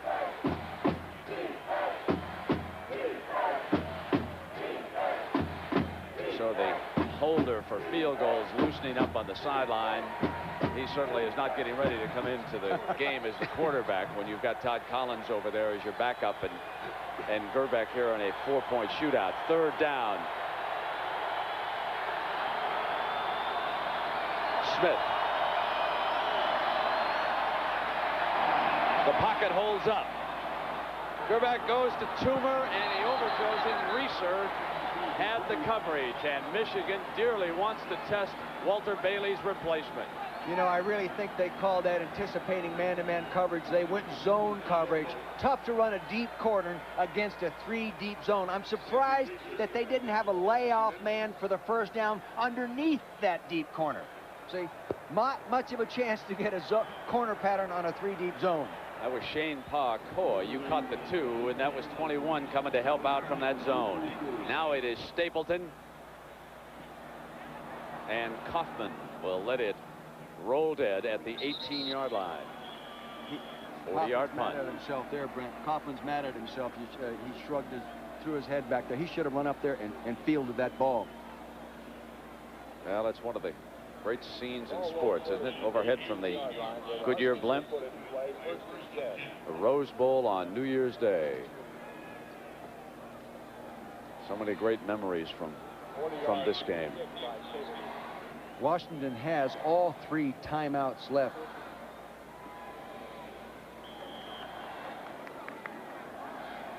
Jones is the fullback.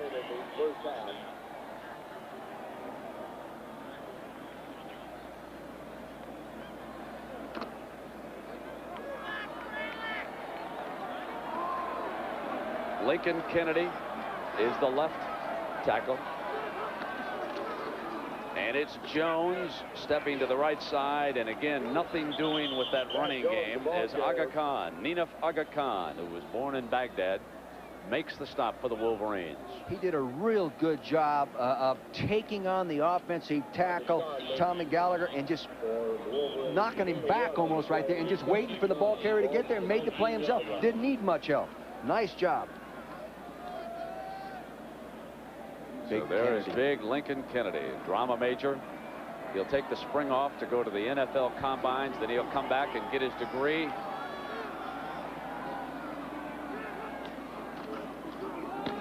trying to open the hole that time for his tailback, and Buster Stanley stepped in there defensively, and timeout is called.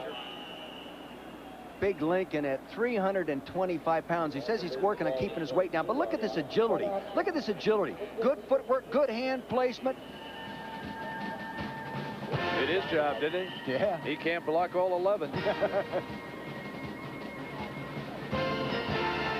Marching band getting ready for halftime. Let's see, Bo Schembechler, you probably would not have brought the band to the Rose Bowl when you were athletic. We always brought more bandsmen than football players. And that always rubbed you wrong, didn't it? That's right. He wants those hard helmets on those fellas down there.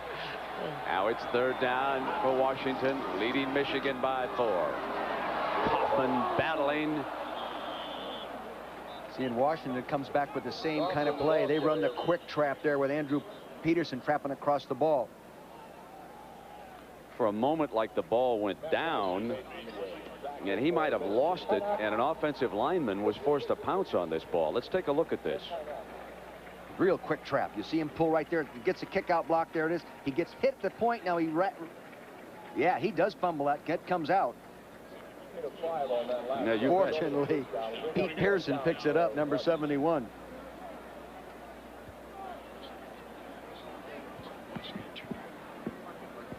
But if you took a look at the rushing statistics from the first half, you would think the Wolverines would have to be ahead. That's such a key statistic for football coaches. Yet you look at the scoreboard, and it's Washington 21, Michigan 17. Why, Dick?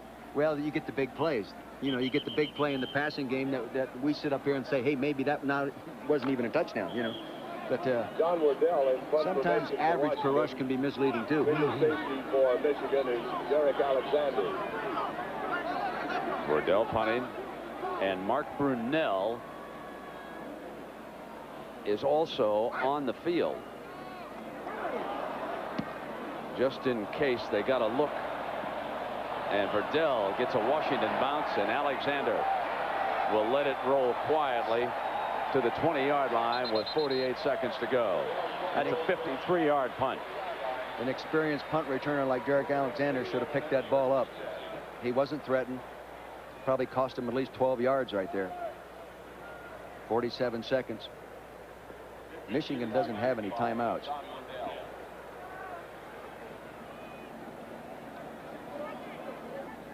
.47 seconds to go with Gerbeck.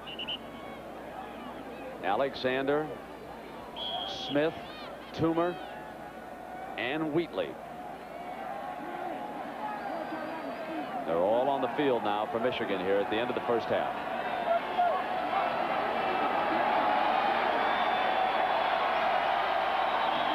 Movement by the right tackle. That'll cost the Wolverines 5 yards as Doherty moved just a little quickly on that.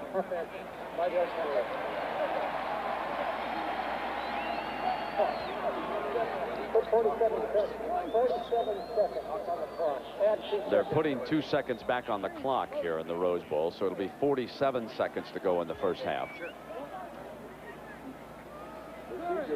We have had a turnover-free half. Don James' concern coming in is their offensive line overpowering us, and you know, actually it hasn't been an overpowering type play. It's been the trap plays off the draw actions that have been the problem.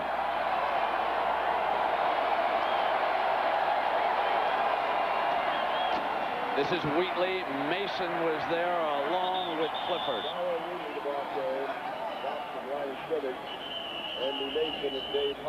Coach Moeller, and talking to him about his concerns, what did he say? My concern is Brunell and the option. The option has been defensed. I thought he was most concerned about you finding out his starting lineup. I know. I think he learned that from the Coach Moe standing right here, too. You know, he wasn't real easy to find out the lineup from him either. It was easier to get into East Germany in the old days than it is to get into a Michigan practice with Schembechler and Moeller in charge of this operation. I'll tell you this. One of the coach drew the defense for me. It set it all up. Get here in the field. It's different. I don't think they trust it. You still have those Pac-10 ties, Dick? Boy, there's a Pac-10 man right there. They don't make him any better than this fella. been a tough year for Coach James, all the distractions and different problems, but I'd bet on this guy at any time. Solid, honest, hard-working man.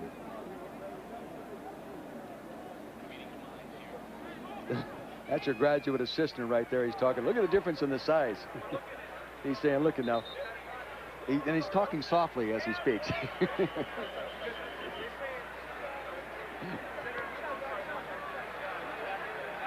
He's talking about passing off a defensive lineman onto a fellow guard lined up inside him.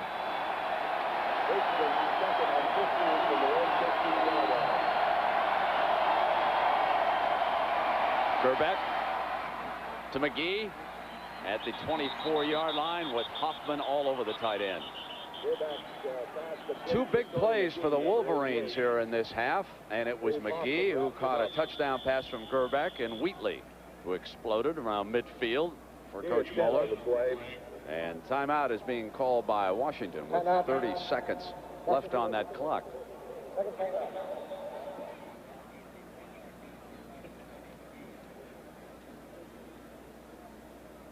You know, I think Michigan should feel pretty good about their position right now. Yes, they're down by 4, but last year, you know, they experienced, I mean, they were getting handled pretty good in that first half and didn't have much to look forward to in the second half. But there's been a lot of positives in this first half for Michigan, and I think that could be a real motivating thing for the second half, Bo. A little confidence maybe gained here that, hey, yeah. Well, I think the coaches have got to have the people who are containing Brunell to come to a football position and not overcommit. Yeah.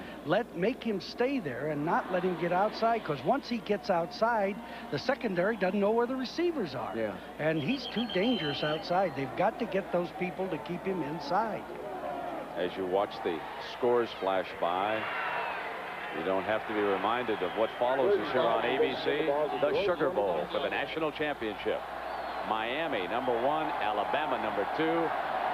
Let's get ready to rumble. Isn't that the promo? Well, here's Leggett, and nowhere to rumble against the Washington defense.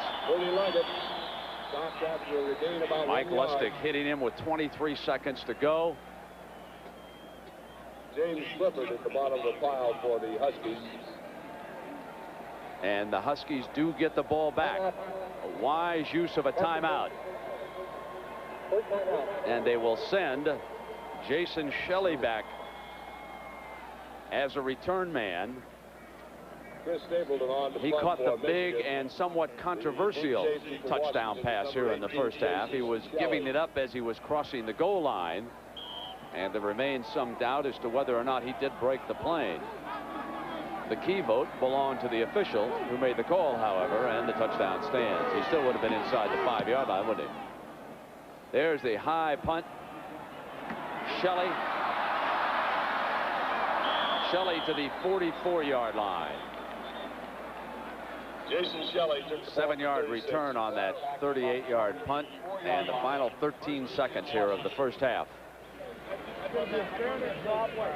Number 10, Todd Collins, you saw on your screen there, Brent. He was the quarterback the day we did the Michigan game this year against Houston, and he played awfully well. Good future at the University of Michigan. Here he is. Did a great job in filling in for the 2 games that Gerbach could not play. 365 complete, 7 touchdowns, and only 3 interceptions. That's a good touchdown to interception ratio.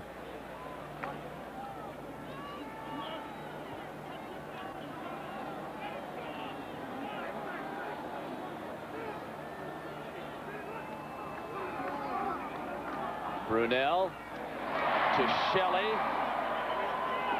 First down at the 40-yard line.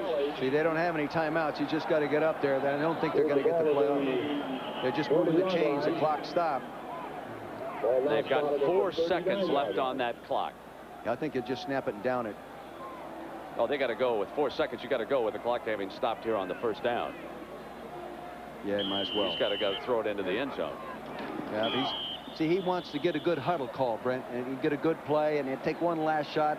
And good definition by everybody. 1 second in the first half. He's only got the one play either way, and he wanted to get good definition. Well, what about Travis Hansen and his leg? Will they attempt a long one here? Boy, that'd be a long long one. Here he comes. Here's the leg. This would be a wonderful time to fake a field goal. His long is 42 long. Bjornsson is a converted quarterback. He's the holder.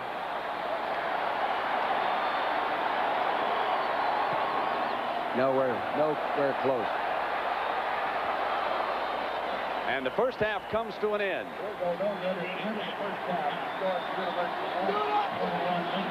And we'll return with more after this message and a word from our ABC station. Me back to that wonderful moment near the end of UCLA's upset of Ohio State.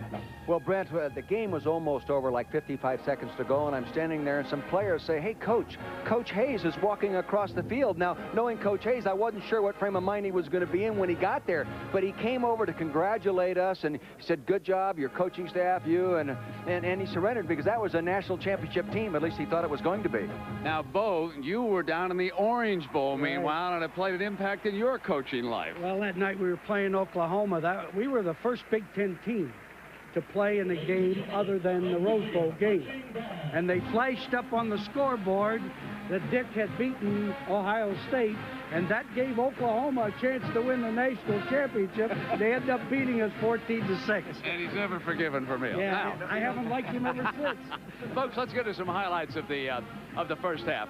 Dick, let's take a look now at the initial touchdown of the game. Not easy going. Well, you know, they tried the I formation play with the fullback leading, and this time they just gave it to the fullback instead, and he got in there. It was only a 6-inch play. You know, Bo, Michigan has really used the tight end well this season. Well, they have, and of course in this play, when they were coming after him, they put motion outside. The linebacker failed to cover McGee, and he caught the ball all alone for a touchdown, but he's a good one. Great one might be Wheatley, Dick. Oh, yeah. You know, we've seen him run the big ones. You know, the game plan, the draw trap, they have since stopped this play in the second quarter. But see, he has that track man speed, and he just broke up inside there like that. Only one safety to make the play. He couldn't make it the touchdown. Dick, I want Bo to take the next one. Was this a touchdown for Washington? Well, first of all, he should have been contained right here. You have to keep Bunnell inside. Now those secondary backs lose sight of where these guys are. And Corwin Brown misplayed the ball here. He caught the ball and fumbled it. And in my judgment, that was not a touchdown. But, of course, that's a prejudiced judgment. I know that. And now, I'll tell you, folks, if Bo had been on the sideline, we'd have seen something. No, hey, when I threw that, I was more sure of that play than I am whether that one was a touchdown or not. And how about the last touchdown of the first half, Dick? Well, again, they went to using the tight end here. Good corner pattern, good design in the pattern. They got the coverage they wanted. The safety played him too much inside, and here he goes. Lays it right out there. First touchdown in his career. Might as well be in the Rose Bowl. I've got one final question for Dick Vermeil and Bo Schembechler. Which one of you wants the USC job? What a smart aleck. I told him I'm going to go as athletic director, and I'll hire him as coach. But, folks, just to confirm that story that we reported at the top of the Rose Bowl, USC has now made it official. Larry Smith has resigned as head coach of the Trojans, and apparently it came just hours after the Trojans were upset by Fresno State down in the Freedom Bowl. And we'll continue from the Rose Bowl in Pasadena here on ABC in just a moment. Sugar Bowl from the Superdome in New Orleans. It'll be the third time that a national championship game will have been played in Sugar Bowl history, matching #1 Miami and #2 Alabama. And Bob Greasy, having Gino Torretta, the Heisman Trophy winning quarterback, working in front of that Alabama defense seems a little bit like hanging a sack of honey in front of a hungry bear.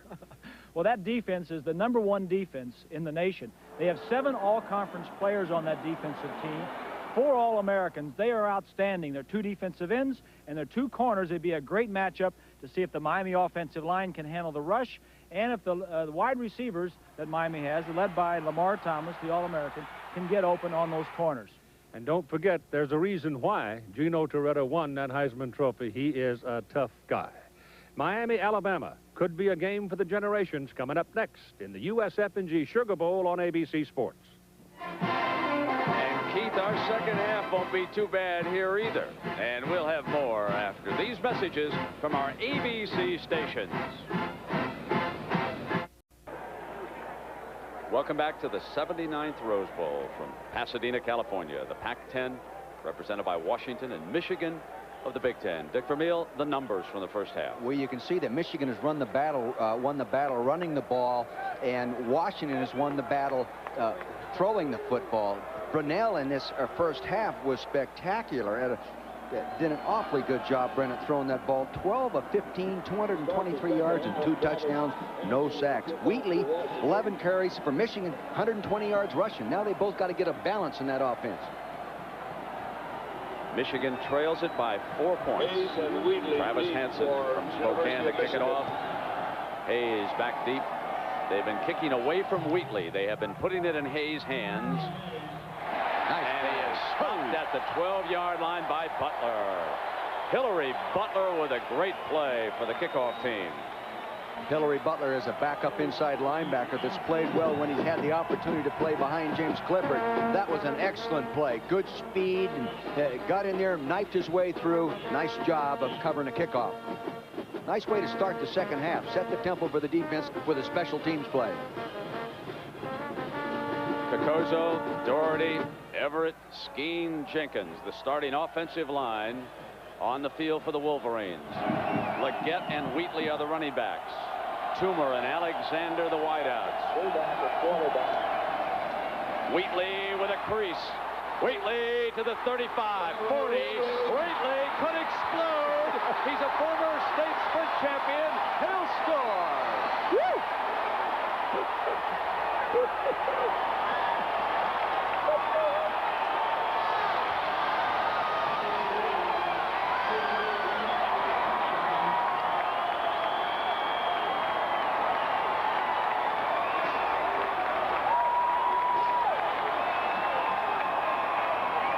88 yards.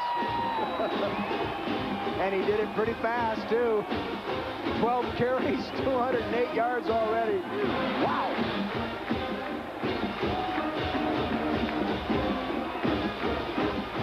Tyrone Wheatley is well on his way to a Rose Bowl record. Charles White of USC against Ohio State in 1980 rushed for 247. This run gives Wheatley 208 yards on the day. Alonzovac adds the extra point, and now Michigan regains the lead.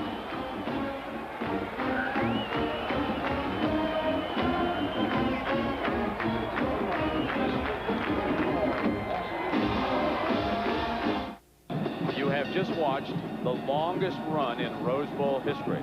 The former record was held by another Wolverine, Mel Anthony, in 1965. Ran 84 yards for a score against Oregon State. Now Tyrone Wheatley has gone 88 and broken that record. And here is Kaufman trying to respond and get something going. He's got to break into past midfield with Dwayne Ware catching him from behind. Talk about people with speed. Here he is. He's done this before. He's been an excellent kickoff returner through his career. This kickoff should be covered easily. The ball was up in the air and hung up there. Now he sees the advantage. He gets a kickout block to the right of your screen. See, he has that little shake and break inside. Safety overran it. Fortunately, they have speed in the safety position, come from the right and puts him down. Otherwise, it's a 6-pointer. And Washington will start at the Wolverine 45-yard line.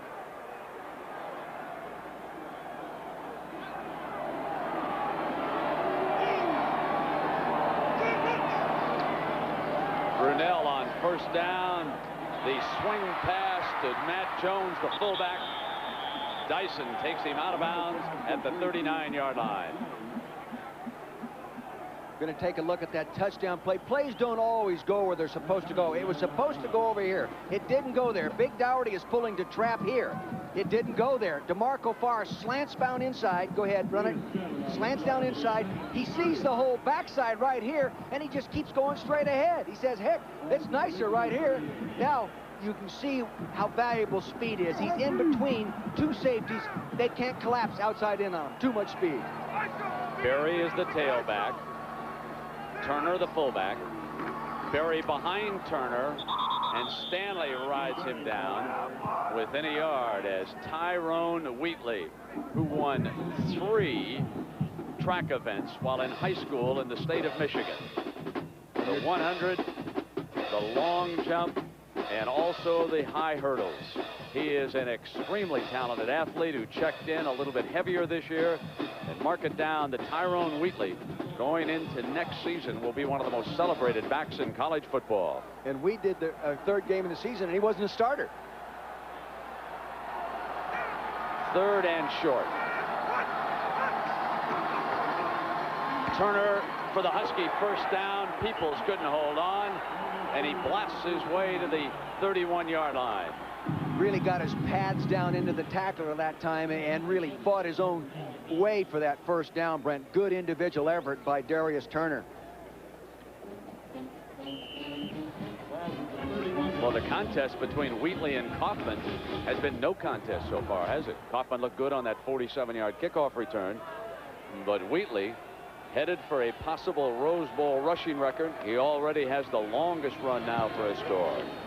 On first down, Brunell driving the Huskies. Steps away from pressure. Gets past Dyson for a first down. What a wonderful save by Brunell. Boy, I tell you this guy is a competitor, a bright competitor. Good concentration downfield. He wants to throw. Look at those eyes. He's checking out that defense. He's calling his audible, probably a dummy audible in this situation. He gets back. He's reading right now. See, he's looking for the second receiver, third receiver. Now he's back as a ball carrier. He keeps the ball in the left hand in the position that he can go ahead and throw. Now he tucks it under and becomes a running back. Damon Berry is the wide receiver to Brunell's left. Brunell handling to Kaufman, and Kaufman steps his way to the 17-yard line. Washington's been very good inside the red zone this year. They've been down there 40 times and scored 34 times, and 28 of them were touchdowns. Right, that's 70%. That's a very good percentage. Good coaching of situation football inside that 20-yard line.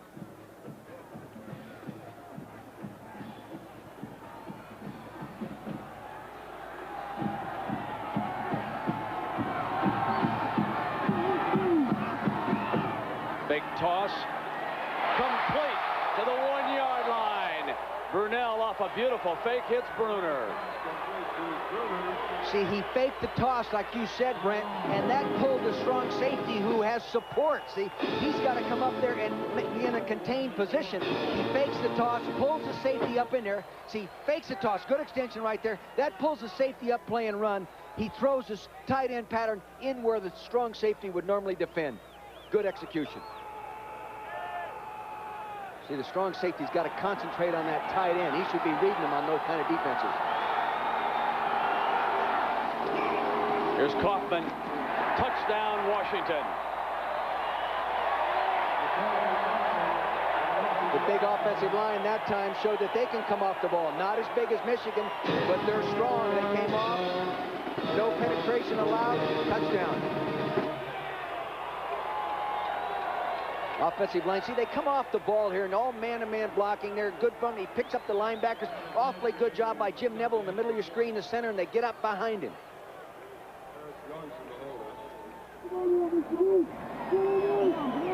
Hansen. Big is good. We've had 5 lead changes in this Rose Bowl. This is a wonderful game. We have got all the drama you would want in a Rose Bowl unfolding here. The crowd today is under 100,000, 94,236. As Hansen kicks it off, and Hayes comes out to the 24-yard line. Butler there again, making the stop. Mercury Hayes is a true freshman from Houston, Texas. He's rated the number 5 prospect in the state. He must have been that good to be playing as much as he has here at Michigan on a good football team as a true freshman. Well, I don't think there's any reason for Michigan to change what they do with the running game, Brent. One play and score. You know. Just give it to number 6. Number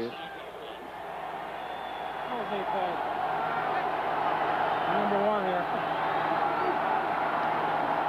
Here it comes. nothing doing that time. Let's go down below to Julie Moran. Julie, who have you got with you? Well, Brent, I'm with former Michigan quarterback Jim Harbaugh, who, of course, now is with the Chicago Bears. And I want to know, who was the tougher coach, Bo Schembechler or Mike Ditka? Well, they're both tough. There's no doubt about that, and they're both been great to play for. Mark Brunell has had a terrific day. How do you stop him? Well, you got to stop the big plays. I mean, the kid's thrown a couple of those balls like 65, 70 yards in the air, so it's just a whale of a ball game, a lot of big plays. Why do you think the Big Ten has traditionally had a tough time here at the Rose Bowl? I can't figure that out. You know, I spent a lot of time thinking about it, but I think this is going to be our year to get a win. All right, great. Thanks for stopping by. Back up to you, Brent. Thanks, Julie.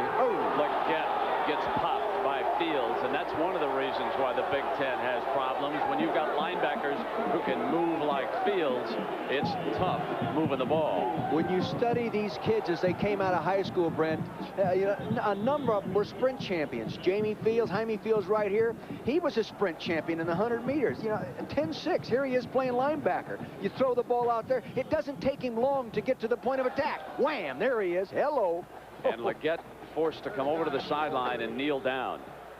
Leggett shaken up, and he is out of the game. And Shea Foster replaces him in the lineup for the Wolverines.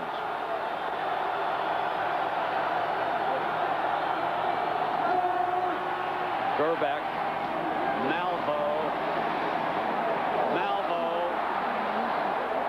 battling free with a flag down on the far side.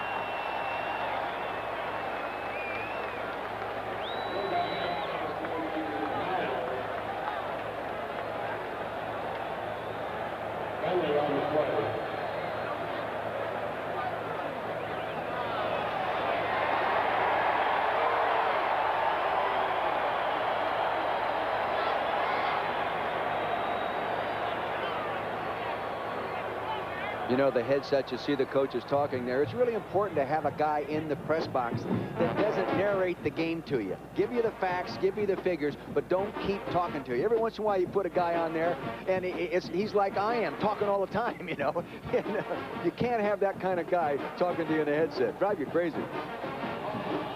Here they are. Be precise, be concise. Give me what I want to hear and shut up. Penalty moves the ball back inside the 10-yard line. I'll shut up, you talk. There's that offensive line, and Everett is a wonderful story. One of the most determined players in college football in the middle of this offensive line. And the Wolverines are now backed up close to their own goal line. The Huskies will be stomping and coming. Gerbeck into the end zone. Incomplete at the 25-yard line. He wanted Smith. See, Washington went to a pure zone defense that time. Michigan rolling out, trying to buy some time. They worked down there, had a shot at it. Another penalty flag. Thrown back by the goal line.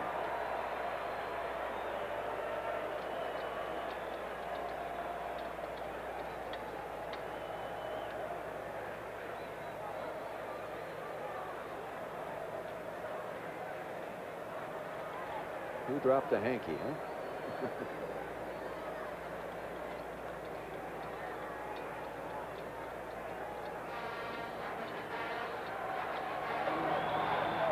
Holding, offense, decline, fourth down. And Stapleton will punt out of the Michigan end zone with Shelley, the freshman wide receiver, standing across midfield in Washington territory, looking for a return. And he may have it at the 45. 40.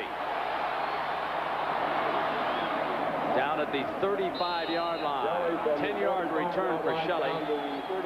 Playing on a very short field here, Brent. You know, he had a return there if he stayed up inside. He had a kick-out block. Then he jumped outside the kick-out block. Inexperience at running punt returns. Best thing you can do is keep going upfield with it.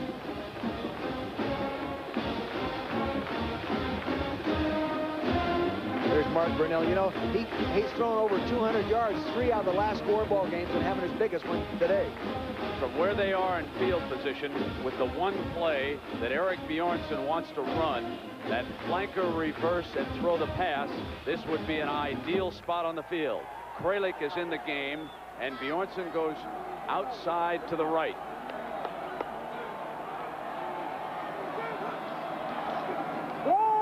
They'll run right straight ahead with the draw play, and Richard Thomas getting his first carry in the game.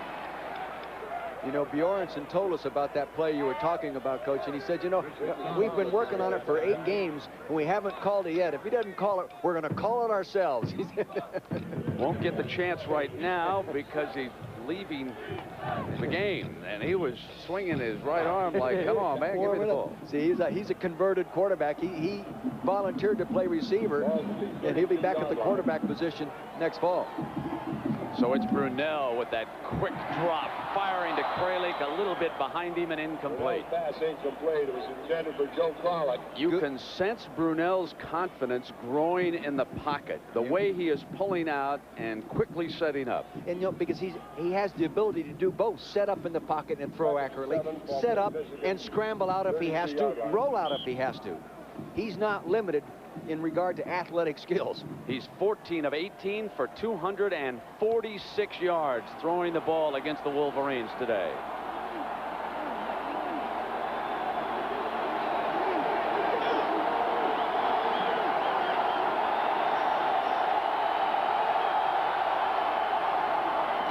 Thomas across the 30.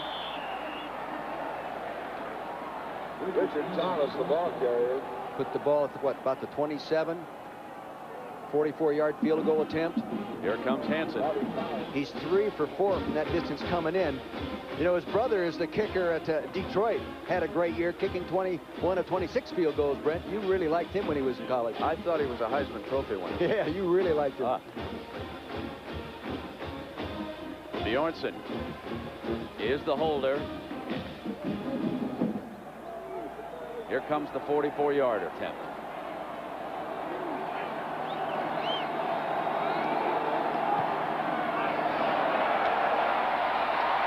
He's got it. You know, Brent, I didn't think he was going to make that because the kicker, Hansen, broke his rhythm. He started to go, stop, and then kicked. Most of the time when that happens, you don't get it done. Low snap. See, everything was off in regard to rhythm, but he still kicked it accurately. Taking another look at that. See the ball down low. Holder does a good job of getting it back up there. Bjornsson does, and he puts it where it's supposed to go, between the goalposts.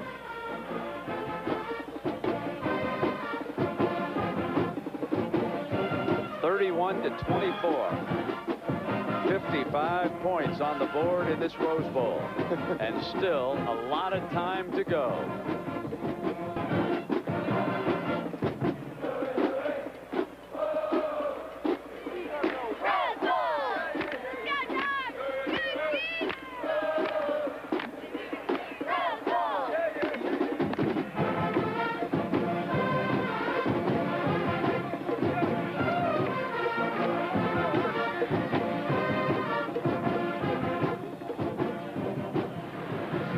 Could be a big day for Dogs, with Georgia having beaten Ohio State down in the Citrus Bowl. And here the Huskies are ahead of the Wolverines. And again, they put it in Hayes' hands. This time, Hayes blasts to the 24-yard line.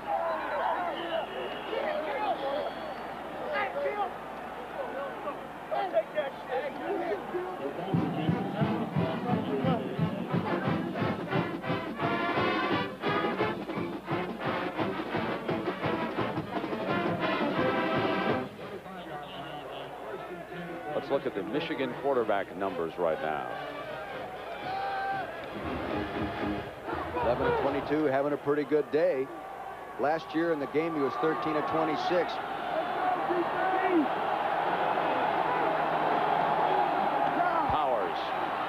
Powers goes back to the left and makes it to the 29-yard line. Ricky Powers was a starter there, and he injured his ankle, and this is the first game that he's 100% healthy. And I visited with him about it yesterday, and he was, you know, he gets hurt. Whiteley takes it over, and he can't get his job back. But he said, if I get my opportunity today, I'm going to show that I'm a good tailback. Can't do it on the bench. Step out right now with Davis checking in. He gets the call. Davis to the 31-yard line. Here's what I don't agree with, though, Brent. You know, it's easy to sit up there and second guess, but when you've got a horse that's running and really running hard, keep him in there and give him the football. I'm going to give Moeller one little pass on Wheatley, because when they set up to return that kickoff, he was not on the field this last time. Toomer was out there. Yeah. We'll get a check. That's enough rest. That's enough rest. Coaches are all alike. But, you know, you get a running back that's really hot, just like a quarterback that's hot. Just give him the ball. Maybe he's banged up. Well, that's what I was wondering. However, he's got the helmet on there on the sideline. Now Powers, Gerbeck. Gerbeck has time, throws to Alexander. You know what they're doing right there? They run a one-man pattern. Impossible to get any pressure on the quarterback. One-man pattern working back right here. You'll see that everybody else stays in right here. There isn't anybody else going out for the pass. They're just going to all block. We defy you to get to our quarterback. Now watch him work back into that zone. Mason and Fields are lined up defensively on the same side for the Huskies, and they were ready for Davis, and Davis got to the 44. Red Davis, the ball carrier.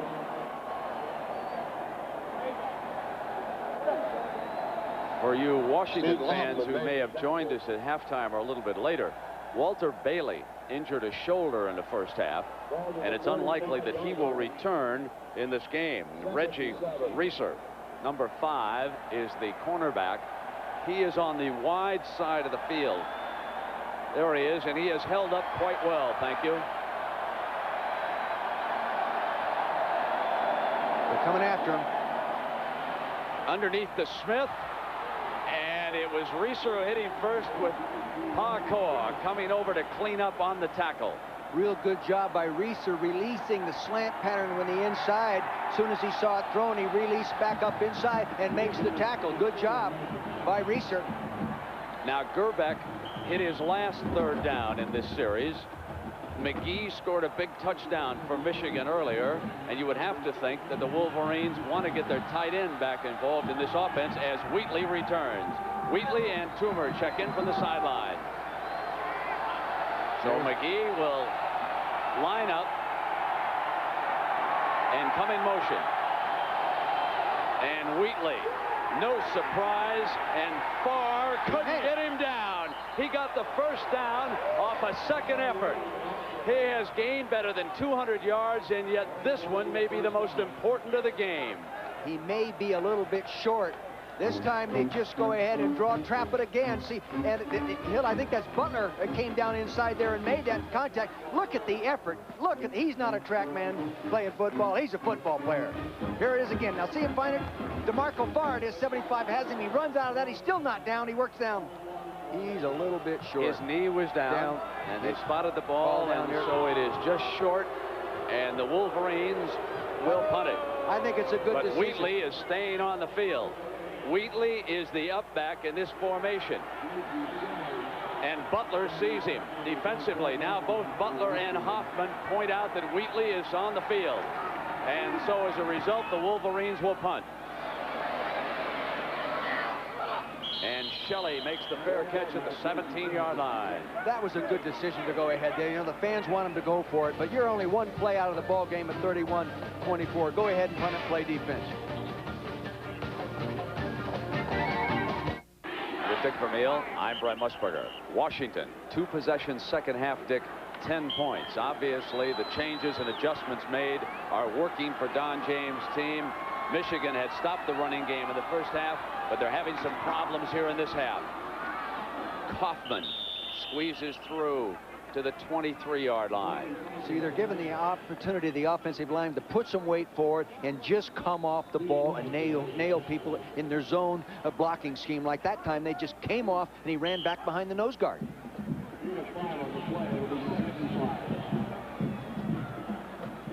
Big Lincoln Kennedy, number 75, leads the offensive line up. He's the tackle. Looks like the moon coming over the mountain, doesn't it? Lined up on the right side, and Brunell sprints away with Stanley in pursuit, and he fires complete. A catch at the 34-yard line, and now it's being waved off. Now the other official comes over and waves it off, and a penalty flag came flying also.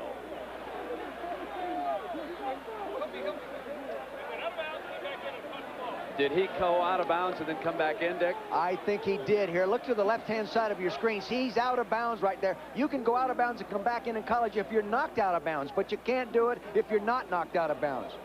It was a nifty move, nevertheless, by Shelley. Don gets it explained to him. Penalty nullifies the play.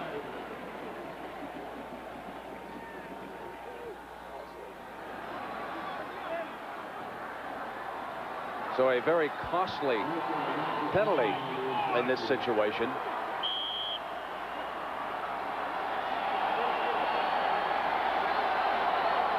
They're eating up some clock time here. It's taking a little while to get this one off. Third down.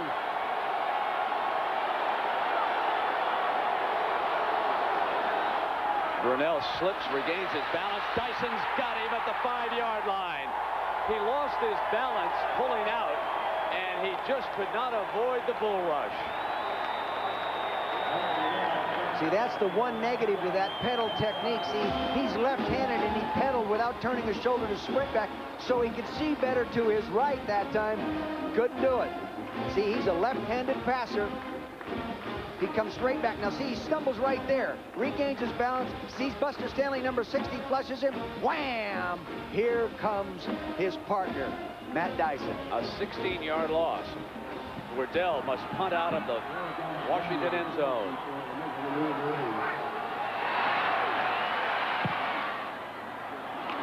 Alexander at the 41. 45, he's got an alley. Alexander to the 13.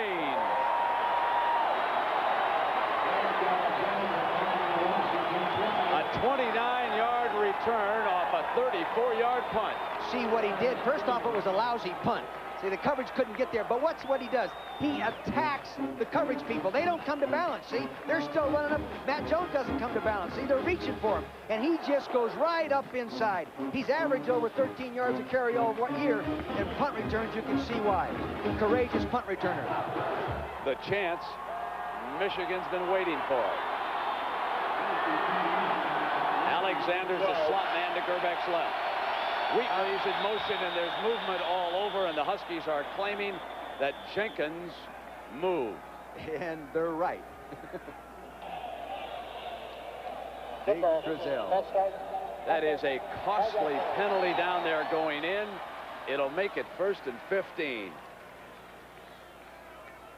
He's just a redshirt freshman, just a little guy at 6'7", 298 pounds, and Don James liked that call. Here he is. There's Drizel. I saw him walk by yesterday in a over there by the swimming pool in the hotel. That it looked like a tank coming by. What's he going to be when he grows up? Look at that guy. Oh, I'm glad I don't have to play in front of him. Musburger, you could handle him, though, couldn't you? You could handle him. Gerbeck. Wheatley with that inside shuffle pass to the 15-yard line, and this will still be a long way to go. They've got to get inside the 3-yard line for a first down as Tommy Smith read Wheatley on the play. Here's Drizel Jenkins, number 77. He does a pretty good job there. He's walling him off. Now he has Jaime Fields outweighed by 100 pounds. That's a pretty good mismatch. I want you on my side, Drizel.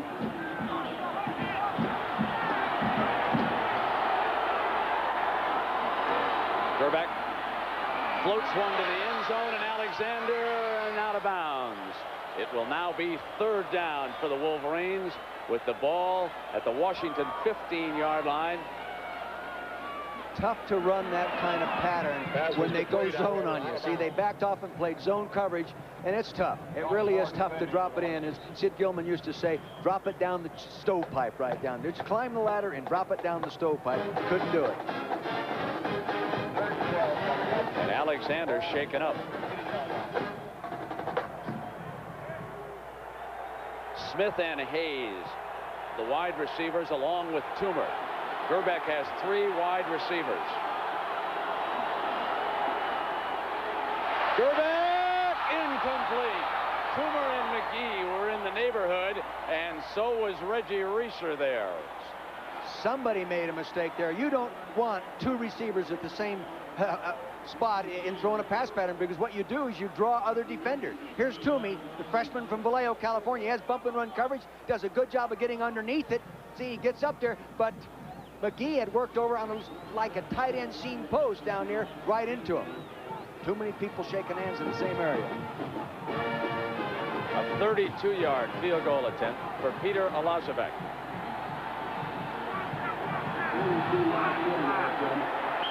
Timeout is called by Michigan. Alazavec is 2 for 5 from this distance. Oh, it's not a gimme. It's not a gimme. That hurt to use a timeout and a field goal attempt because they might have been attempting a fake and they saw something they didn't like down there. Tony McGee turned around and called the timeout, and Mollard saying, what's going on out there? You know, and Tony McGee is an all Big Ten academic student, so he's a smart guy. That would indicate by the body language there the kind of pattern that they wanted McGee to run when he came out, when Moeller made that move with his hand. McGee was confused on the play, so he calls a timeout.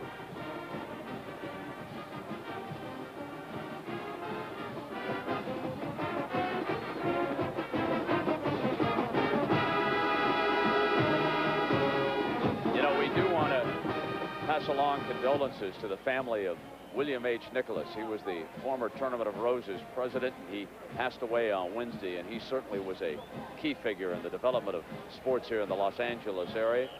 He's one of those fellows who negotiated with Walter O'Malley when Mr. O'Malley brought the Brooklyn Dodgers out to the Los Angeles Coliseum in 1958. He was 85 years old. Now the 32-yard field goal attempt by Alazavec. No good. Michigan with a first down at the Washington 13-yard line, and they failed to score. That ball hit the upright. They had to take the 4 feet 10 inches out of the goalpost. This would have been good. Here comes the ball. Freeze it right there. Oops, see, there it is. On the other side, it would have bounced in.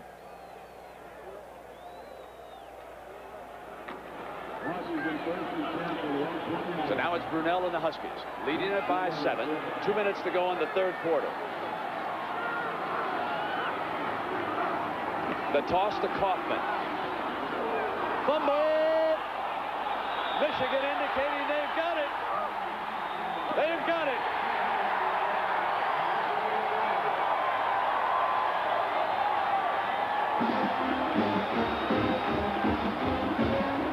There is Powers. He recovered the fumble. The first turnover of this Rose Bowl, and it's costly. Don James pats him on the shoulder. Many different approaches to take with a back when he fumbles it. Sometimes you get mad at him, sometimes you don't. Coach James just pats him on the back and said, hey, let's get ready to play again. There it goes. Actually goes out of there before he gets hit. That happens when you lose concentration on the football. Now remember, when they had a first down at the 13, the big tackle moved and cost them 5 big yards. Now it's Wheatley. Wheatley breaks the first tackle. For the 5, touchdown Michigan. Oh, what a day he's having. 24 yards for Tyrone Wheatley.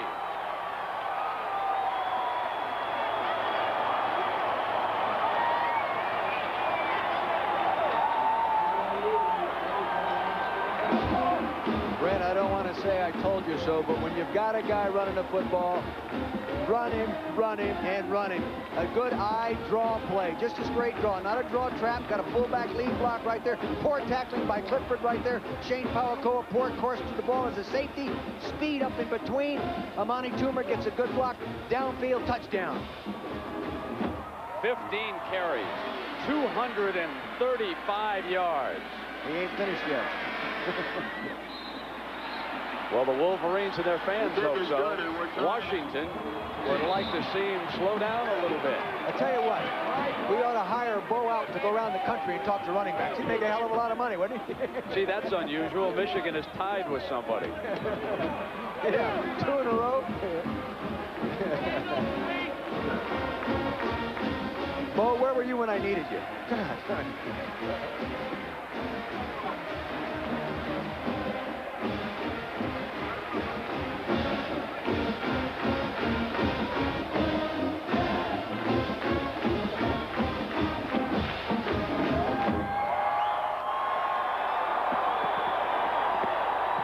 Gary Muller's game plan of draw, trap, quick passing has really helped the running game. Last year they came in here, they didn't do a very good job. 72 yards rushing. They made that in the first quarter. Eric Glover will kick off for Michigan. Number 8, Napoleon Kaufman, and number 42, Jay Berry, are deep for Washington. Coaching all the time. Coaches always talk. That's Les Miles, the offensive line coach. He's telling them, hey guys, I like that draw block, and let's just stay with it. We'll quit draw trapping. Just run straight draw blocking. Just like I coach you to do it.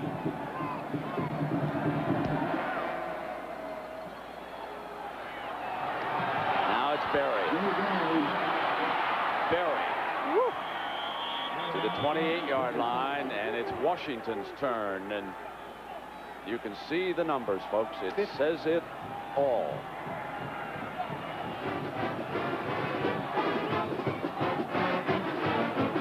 Carries. See, he's not tired. Of course, he's run a long ways, but quarter milers run that in 49 seconds, you know, so he'll be ready.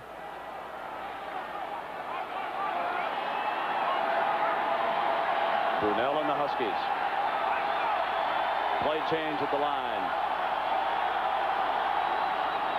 Kaufman could not break that tackle by Hutchinson. Good discipline by Hutchinson, remaining in a position to maintain leverage on the football just in case it comes back out to him. There he was. Good job by Chris Hutchinson. Two-time academic All-Big Ten football player, getting a little massage back here. Hey, give him whatever it takes. Just keep him running. Well, if the next one tonight on ABC is as good as this one, this will be some day to remember. It will be. Picked by Brunell. Snaps it off to a diving receiver over here on the right side. That was Damon Berry, who is Jay's brother. To Damon Berry. You know, their dad is Odell Berry. He played for a number of years at the Denver Broncos. He was a good football player. Made the stop. Brings up 3rd and 3 for the Huskies.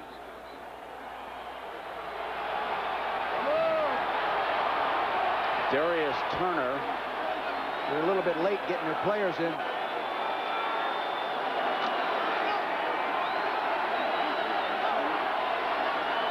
Outstanding performance here. And Kaufman goes out as a receiver. No running backs in this formation.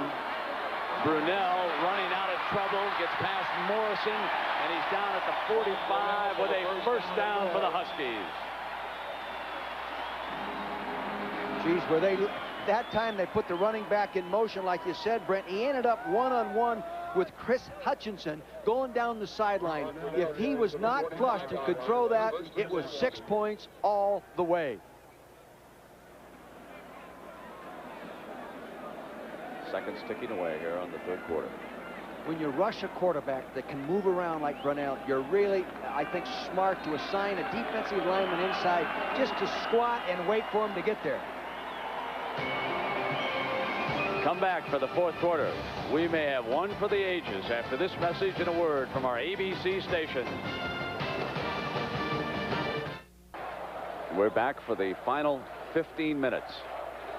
Michigan and Washington are tied at 31. And for Gary Moeller, Tyrone Wheatley on his 2 runs in the 3rd quarter totaled 112 of their 143 yards. Washington's ball, 1st and 10. Brunell off a fake. He's got Kralik.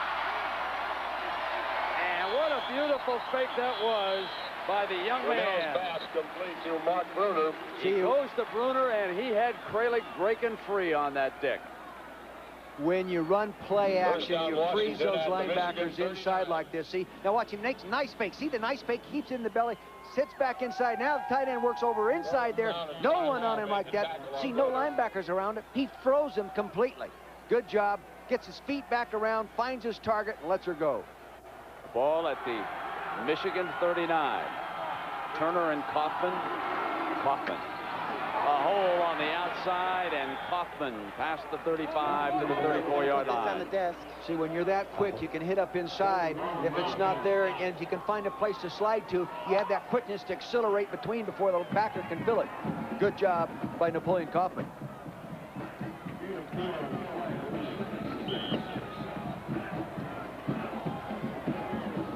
Second down.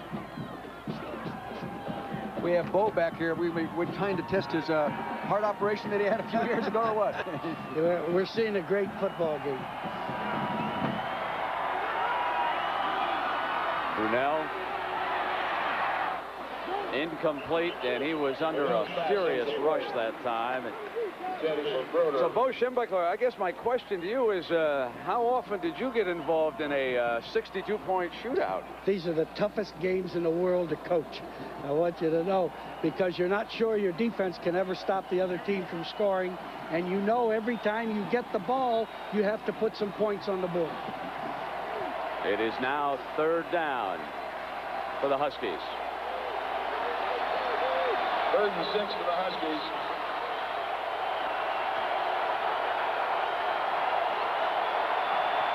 Blitz. Brunell, incomplete, and interference on Ware.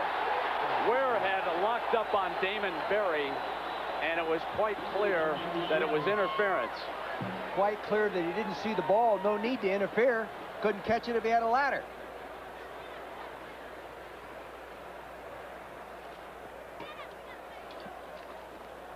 Here's the interference right here. He was really working on him.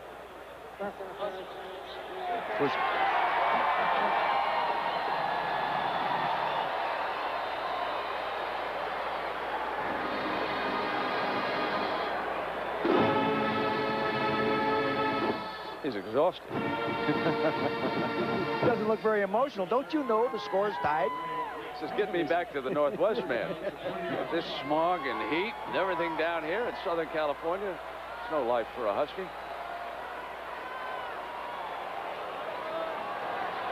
Now 1st and 10. Kaufman in motion. Turner inside the 20-yard line. Nothing much doing there. Matt Dyson.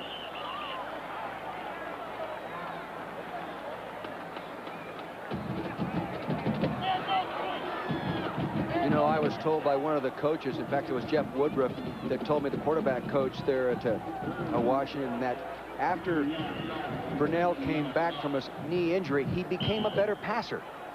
He became a better passer. He concentrated more on that, thinking maybe he wouldn't ever be able to run as well again. But now he has both, better passing and the same mobility he had prior to the operation.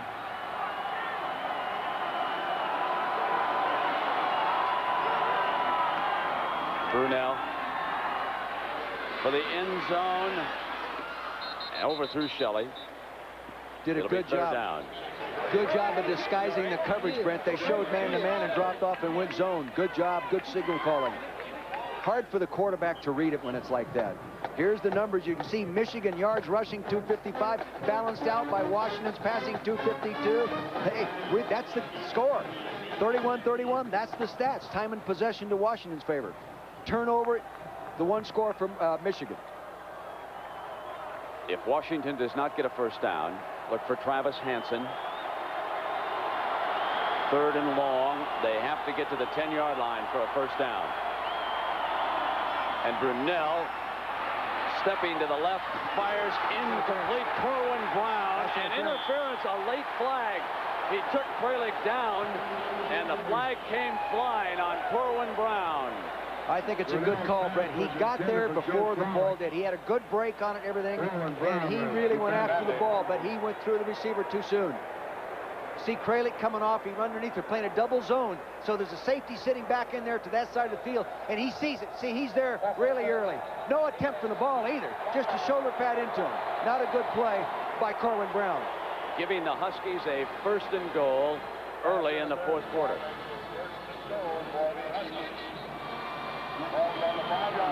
Goal line defense on the field for the Wolverines. Turner and Jones, along with Kaufman. And it's Brunell sprinting, won't make it. The Wolverines read it properly. Chris Hutchinson there along with Peoples. Good inside-out pursuit. That Hutchinson is really a good football player. And I'll tell you, Brunell hurting a little bit right now. He's grimacing. Morrison steps up inside. There's the fake. Now Peoples coming inside out. Number 90 working out there. Here comes Ware. He turns him back up inside. Wham! He takes it right there on his throwing arm. His left arm, he took a real good shot. He's hurting.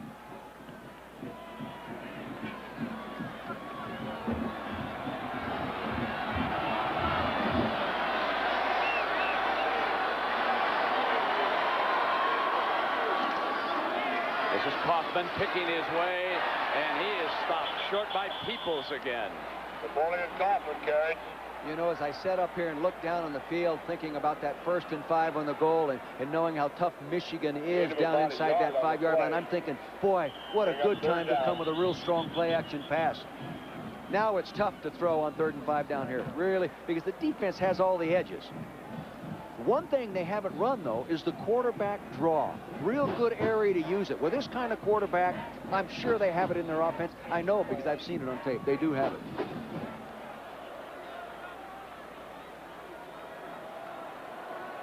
Tony Henderson shaken up, so he will come to the sideline. Tony Henderson, the injured Michigan player.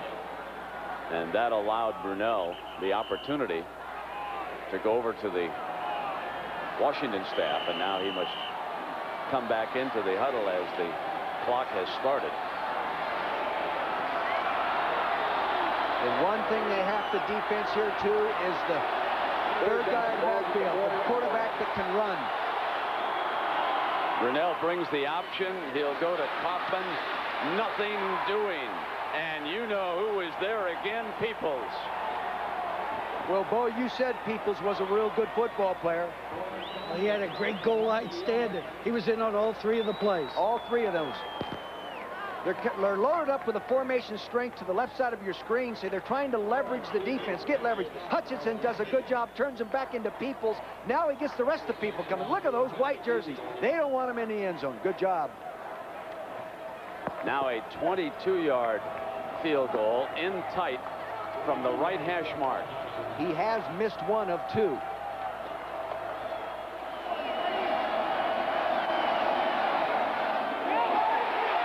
No good.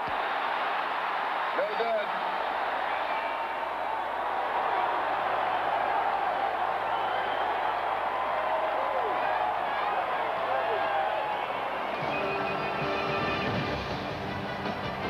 The Wolverines dodge a bullet. For stage, and Julie Moran, some of our leading characters having problems for Michigan. Absolutely. Michigan, 2 of their top 3 offensive players are banged up. Tyrone Wheatley is having back spasms. He was on the sideline all throughout that series being massaged. His back is really giving him problems. Also, Derek Alexander, all Big Ten wide receiver, has a slight pull in his left hamstring, and he is probable for this last quarter. And that is not the situation you want to be when you have to come back and score tied in the 4th. Exactly right, Julie. And Davis has checked in, replacing the injured Wheatley right now. Leggett is the fullback. And they use Leggett, who powers his way to the 24-yard line on 1st down. So that was the reason why Tyrone Wheatley was not on the field for that kickoff return a short time ago, and is one of the reasons why they have been substituting for him frequently here in the second half. He has been magnificent, but he's carried the ball only 15 times. There had to be a reason, Brent. You know, there just had to be a reason for it, and I'm glad I found out what it was.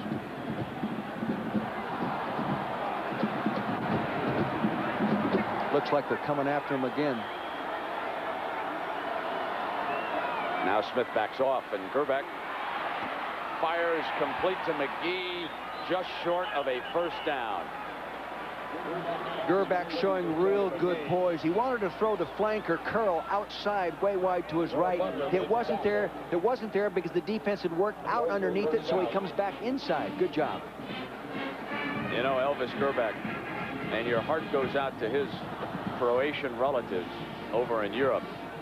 A lot of them have been right in the heart of that civil unrest and horrible war that's going on, and difficult to get a hold of his relatives. And here he is in his final college game, handing off to Leggett, who goes up over the top for a first down.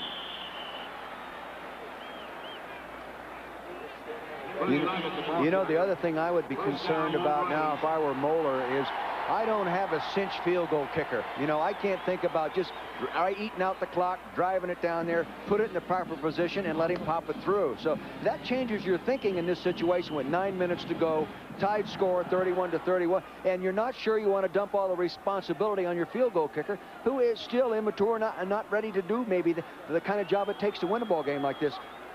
But he has hit his career-long one to open the game. Yes, he has. They wouldn't be tied ahead. And Gerbeck hands off to Davis. Davis breaks to the 37-yard line. So the young man with some huge shoes to fill right now as he has replaced Tyrone Wheatley in that Michigan backfield. You know, each time they put in a back and you study these guys, you know, that's not just Joe Schmatz. This guy was the Michigan Player of the Year as selected by the USA Today. You know, the guy could run. That's the fourth guy. Hey, they've got some talent there. I thought it was all coaching, Bo. No, well.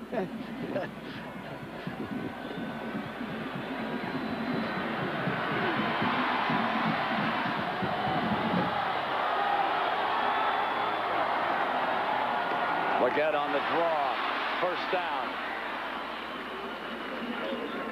It's going to be very close. Let's see where this linesman spots that ball. Brent, that's the same formation and form of motion that they used to get the big play early in the ball game to the tight end. This time they didn't run the same play. They ran a running play off that formation. But I wouldn't be surprised to see it come again. So Michigan with a 3rd and 1. A year ago, Gerbeck would have thrown the bomb to Desmond Howard, but I don't see Desmond down there right now. Well, they only let him catch one ball in the Rose Bowl last year.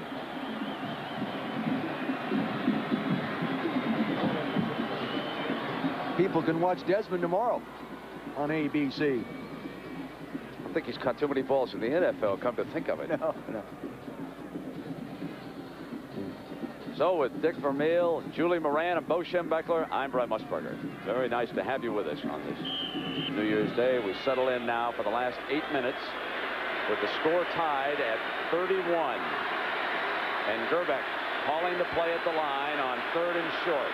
He has to. They're in the Bear defense right there. He didn't want to go after it.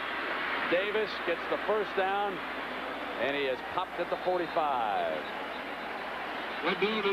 See, they jumped into a Bear defense, the old Buddy Ryan defense there, all loaded up inside. He didn't want to run against that, so he goes outside. See these people all covered inside? He didn't want to run up in here. He wanted to get out over here. Good audible, good audible. See, he gets the block right there, gets the kick-out block, a good lead block by Leggett, first down. Good quarterbacking. And Moeller says, good job, quarterback.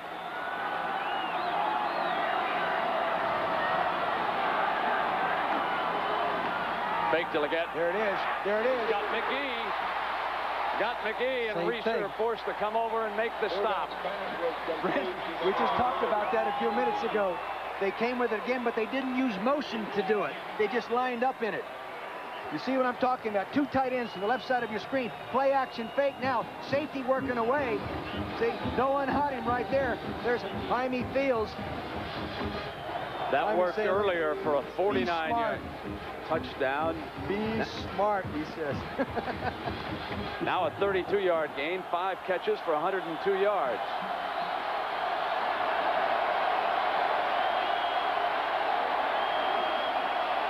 Davis battling to the 16-yard line. And Bo Schembechler, tell us a little bit about Davis. He is running quite hard right now. Well, he's basically, if you line him up, would be the 4th-string tailback. He's really not that. He's a redshirt freshman. He's got a lot of talent, and he's got a lot of speed. So they have a lot of tailbacks. I don't know of any team in the country that has as many good tailbacks as Michigan. Now what we did was just hurt the recruiting program. No one's going to say. No, they just have to get one more. They always have to get one more. Fell at East Lansing. I think George Perlis is watching the Rose Bowl with him. 2nd down. Here's Davis. Good defense. To the 15-yard line. Must get inside the 13 for a 1st down. Reggie Reeser was... Davis the ball carrier. Reggie Reeser makes the stop, along with Jaime Fields.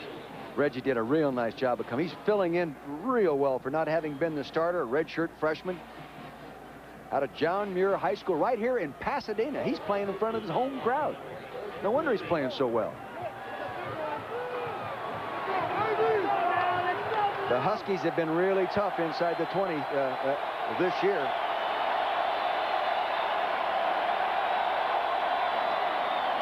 Verbeck.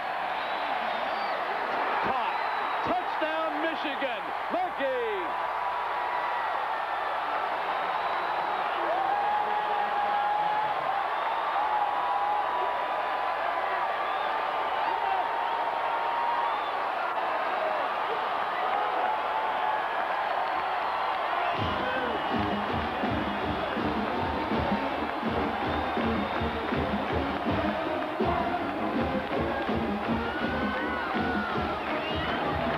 Well, they said they were going to get the balls to the tight end more. 2nd time the tight end has caught a touchdown going to the corner. Here he is, one-on-one coverage on a linebacker. They were spread out, wide receivers, tight end inside. Jaime Fields, an outside linebacker, has to cover him. Couldn't get it done.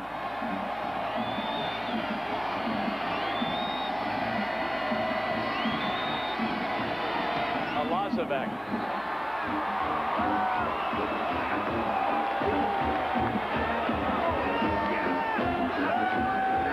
It's 38-31, Michigan.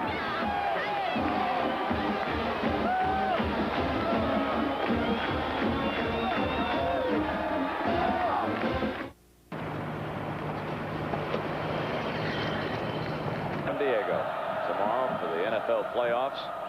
I can remember a time when I was watching on television back in 1963 when Pete Beathard and Ron Vanderkellen got into a shootout. Now it is the short man, and that is Jones, Matt Jones, bringing it up. Matt Jones is going to kick off. It hasn't been the quarterbacks, but it certainly has been a running back.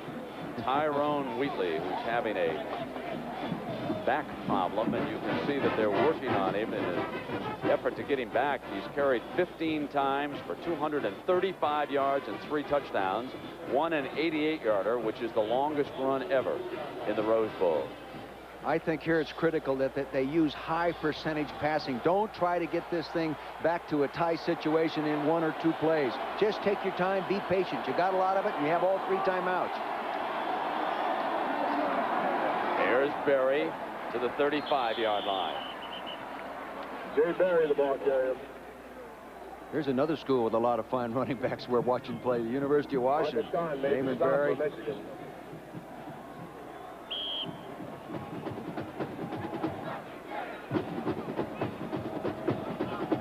Bjornson checks in. It'll be 2nd and 6. Shelley leaves.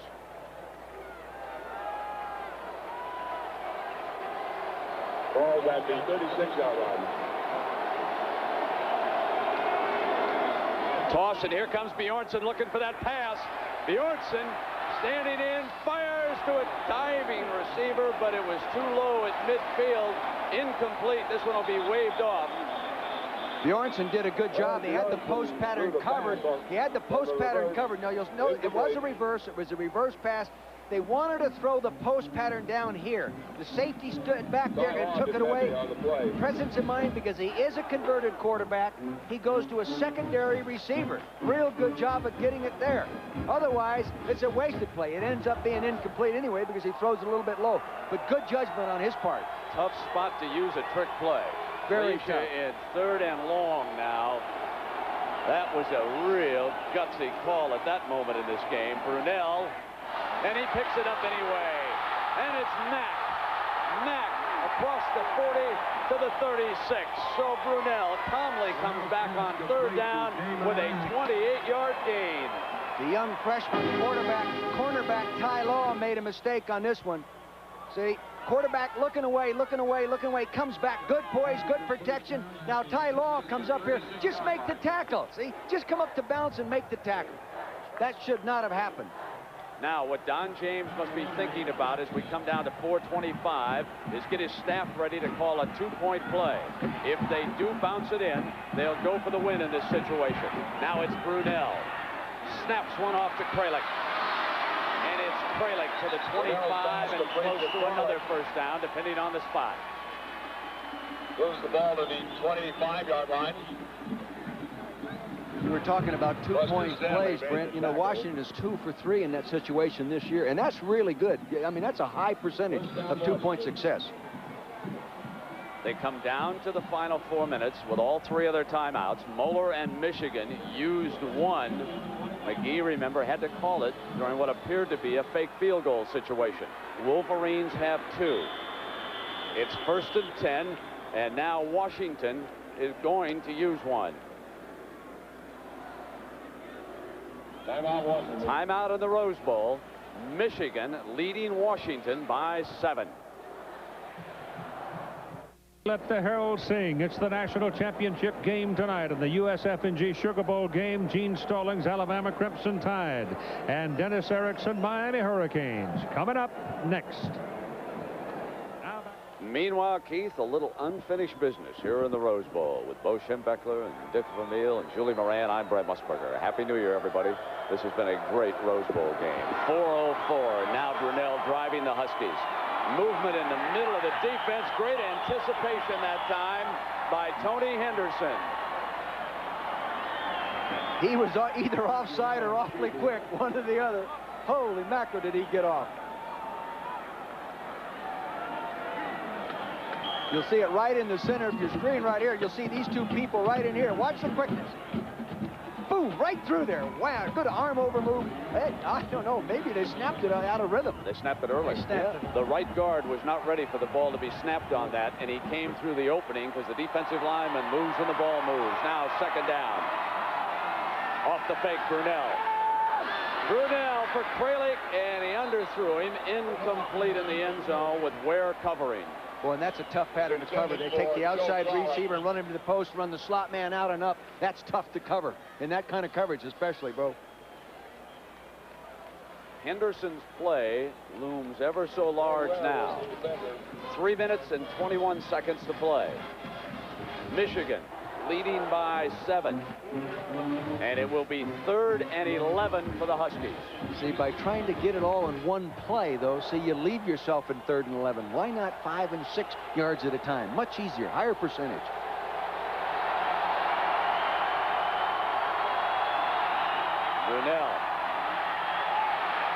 Brunell fires inside the 15-yard line for a 1st down.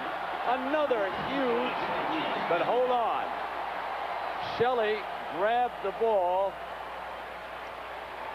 I think Peoples got that thing knocked out before he had control of it, Brent. You're right. Good defensive play by Peoples. You see the tail end of this play right here to the left side of your screen. It looks like it's going in there. It didn't go. It went out before Peoples got there. Brunell thought he had it, but good job of stepping up inside, finally under pressure. Oh, he's in. So now it's 4th and 11.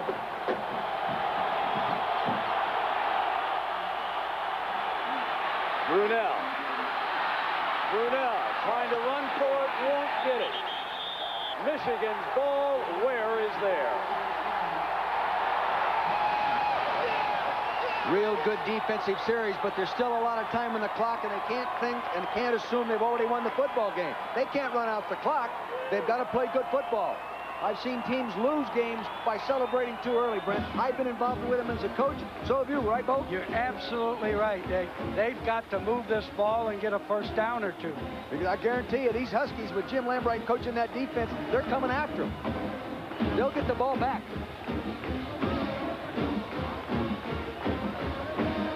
Washington has 2 timeouts left.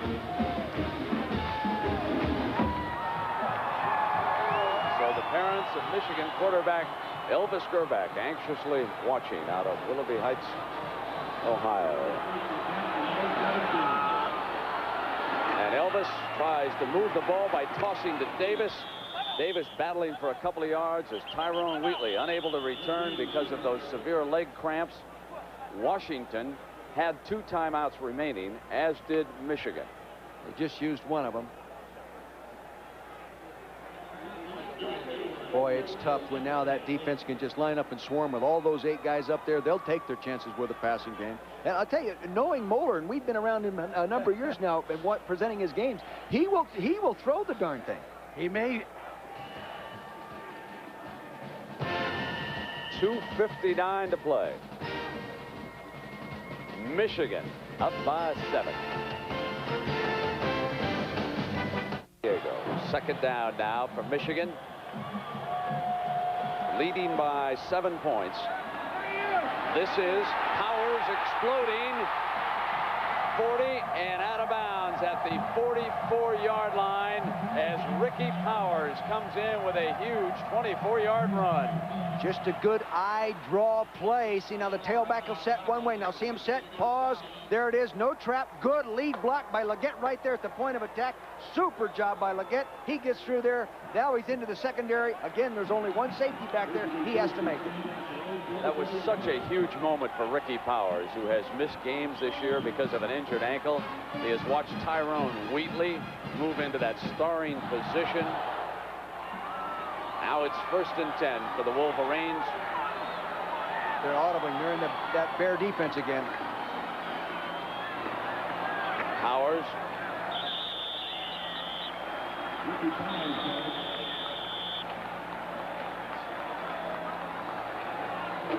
One of the key men right there.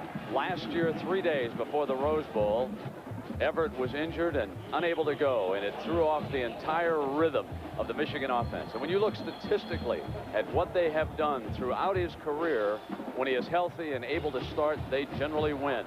One day, the right hand was broken, and so he went out against Purdue and he snapped it left-handed. This year, his home down in South Florida was raked by Hurricane Andrew. He is a tremendous leader and a young man who has played through a broken jaw, returning 2 weeks after one of the nastiest accidents I have ever seen in football. And yet Steve Everett was right back there. And folks, he's no tough guy. He's an art major. And I'll tell you, he's going to major in the NFL for a long time, too. Wonderful young man and a great story. Bo, did you recruit him? Yes, I did, and as a matter of fact, he begged to come because he was small and I didn't have a grant aid available, and he waited till way after the signing date before he came. Yeah. Oh yeah. You climb down into the trenches. Those last ones usually are the best ones. You bet. Look at that helmet. Look at that helmet. I love it. Huskies have got to come up with it and get after him right now. Take some shots. Bring them all. Now Washington certainly trying to get the ball. It's Powers. Powers trying to cover it up and go down as Smith came in to help Mason. It almost looked like he fumbled it. It almost looked like he was fumbling. That's the problem sometimes with rotating backs in there. You know, little different mechanics of taking the ball from the quarterback, 2 tight ends. He's going to get back there, hand it to him deep. Now he's moving it out there. See that thing? He almost knocked it out of us. Fortunately, he recovered the ball. Most important reception of the game. Powers to Powers. Powers to Powers. Good penetration by the Husky defense. There's a football player, Hoffman.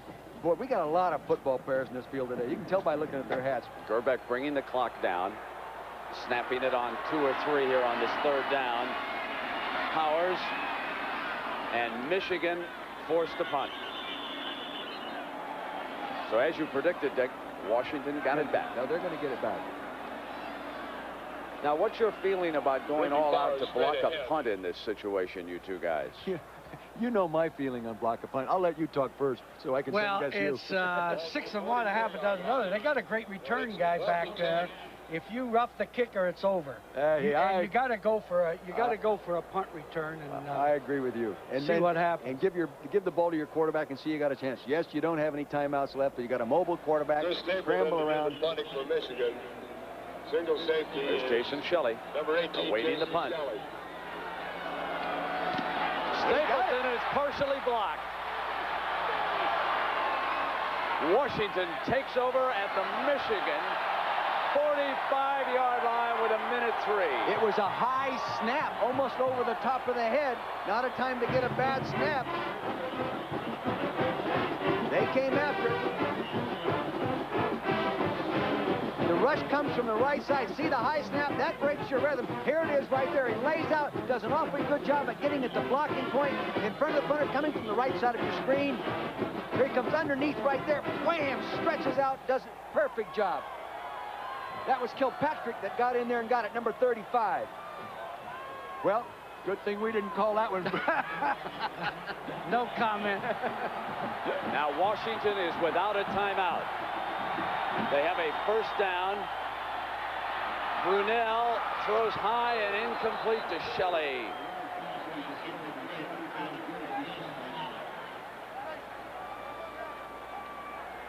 So Mark Brunell playing in his 3rd straight Rose Bowl. 2 years ago, he was the MVP. And now he has the career passing yardage record. He'd rather have the points leading right now, I think.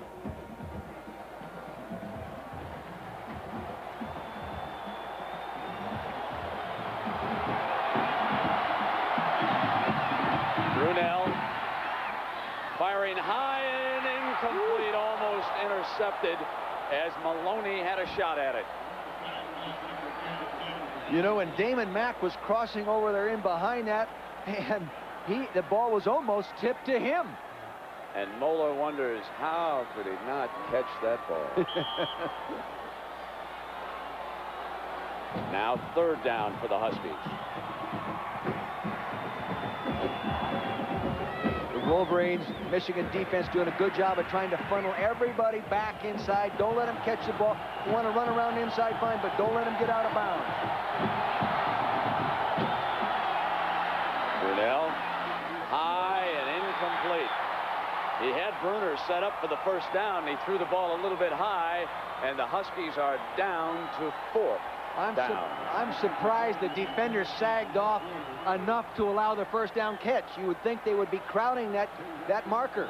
See, they're sagged off. They're in a double zone, but the corner has rolled off. Hasn't rolled up. See, he's back there. He has help behind him, yet they allow this man to get to the 1st down position. Not good defense.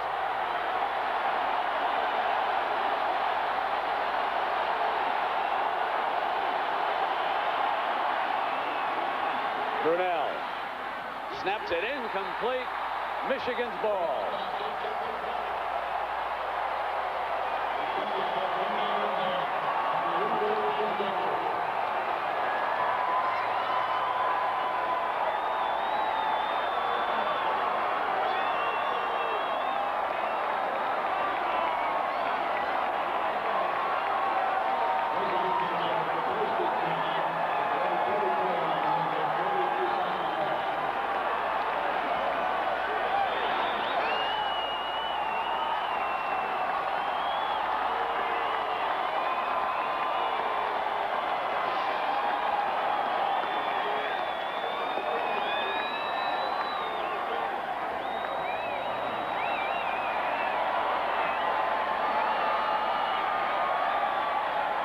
They get just 11 men on the field. Gerbeck, with that tight formation, will kneel down. And Wisconsin, I should say, Washington out of timeouts. This feels like beating Wisconsin to you, doesn't it, Bo? Getting 38 points? Well, yeah, not exactly. Not when you get 38 in the Rose Bowl.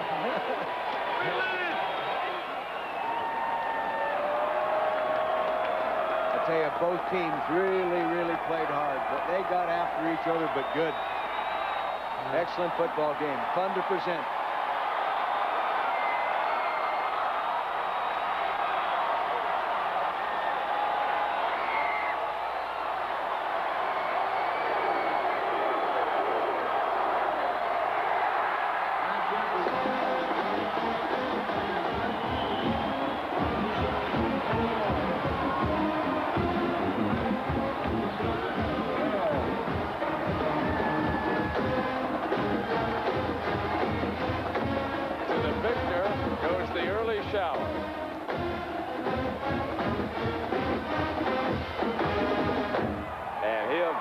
Take that one.